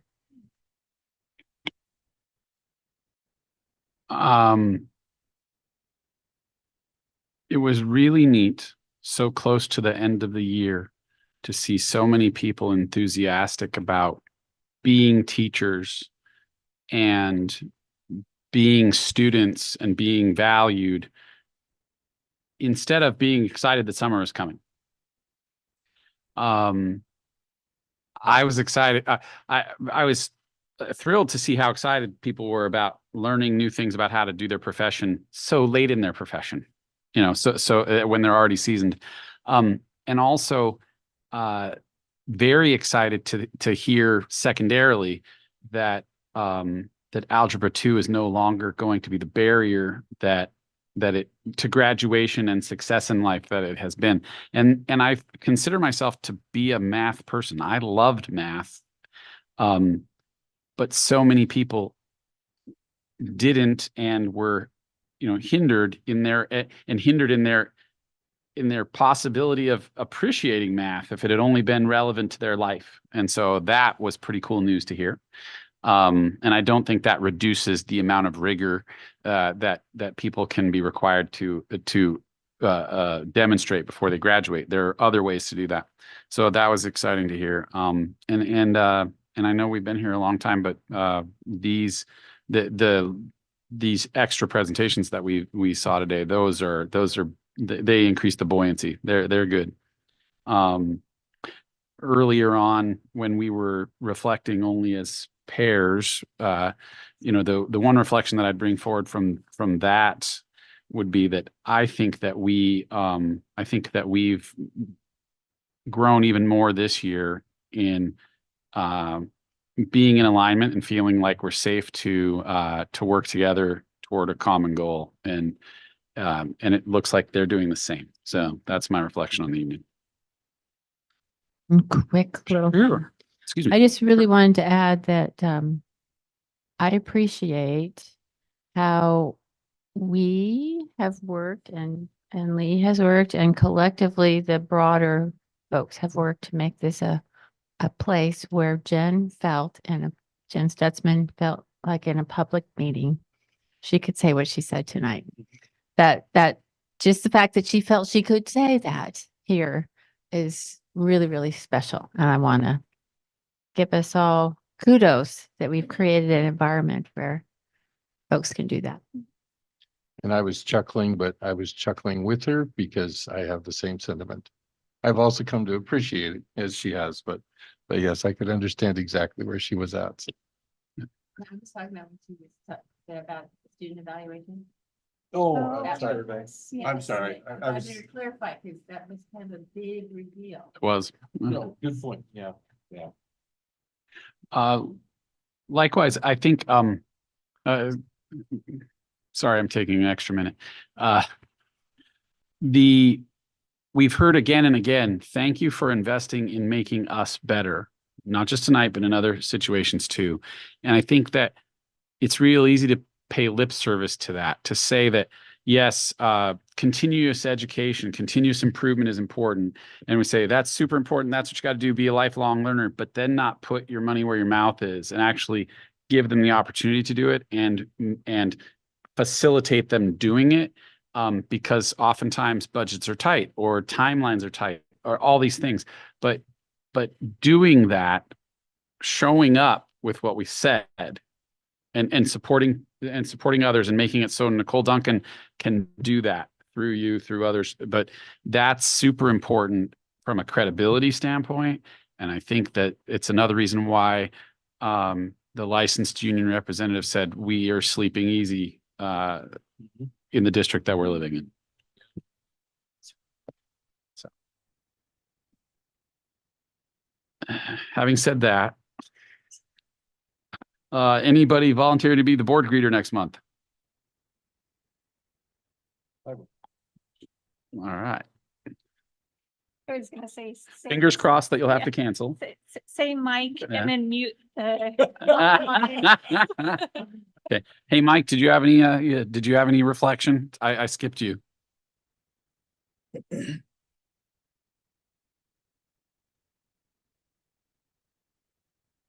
Okay. He can come back in if necessary. So Can you guys hear me? Field trip report, which is expansive. Student enrollment is as presented. Future agenda items calendar, is on page 123. Upcoming board events and activities. Soup with the soup at SIM is just around the corner. 4 days away. SHX Academic Honors Night is May 23rd. To clarify, this is for the 9, 10, 11, and potentially 12 grades, but this is different than Senior Academic Awards Night, and should be a great time. So let's try to attend if we can. The 8th grade promotions are at essentially the same time of day on the same day. So June 4th and June 6th. Marilyn is on June 4th. June 6th has SIM and Sublimity at the same time. I plan to commit to the middle school. It'll be my my only board buddy action of the year, I think. Anyway. All right. Senior Awards Night, June 5th. We've got the high school graduation on the 7th. As I understand, we have 5 people confirmed at present. Is that right? 5 of us? Okay. All right. Excellent. And then our work sessions that we described before on the 10th, the 24th, and then the 8th. Anything else for the good of the order? If not, then we'll adjourn at 9.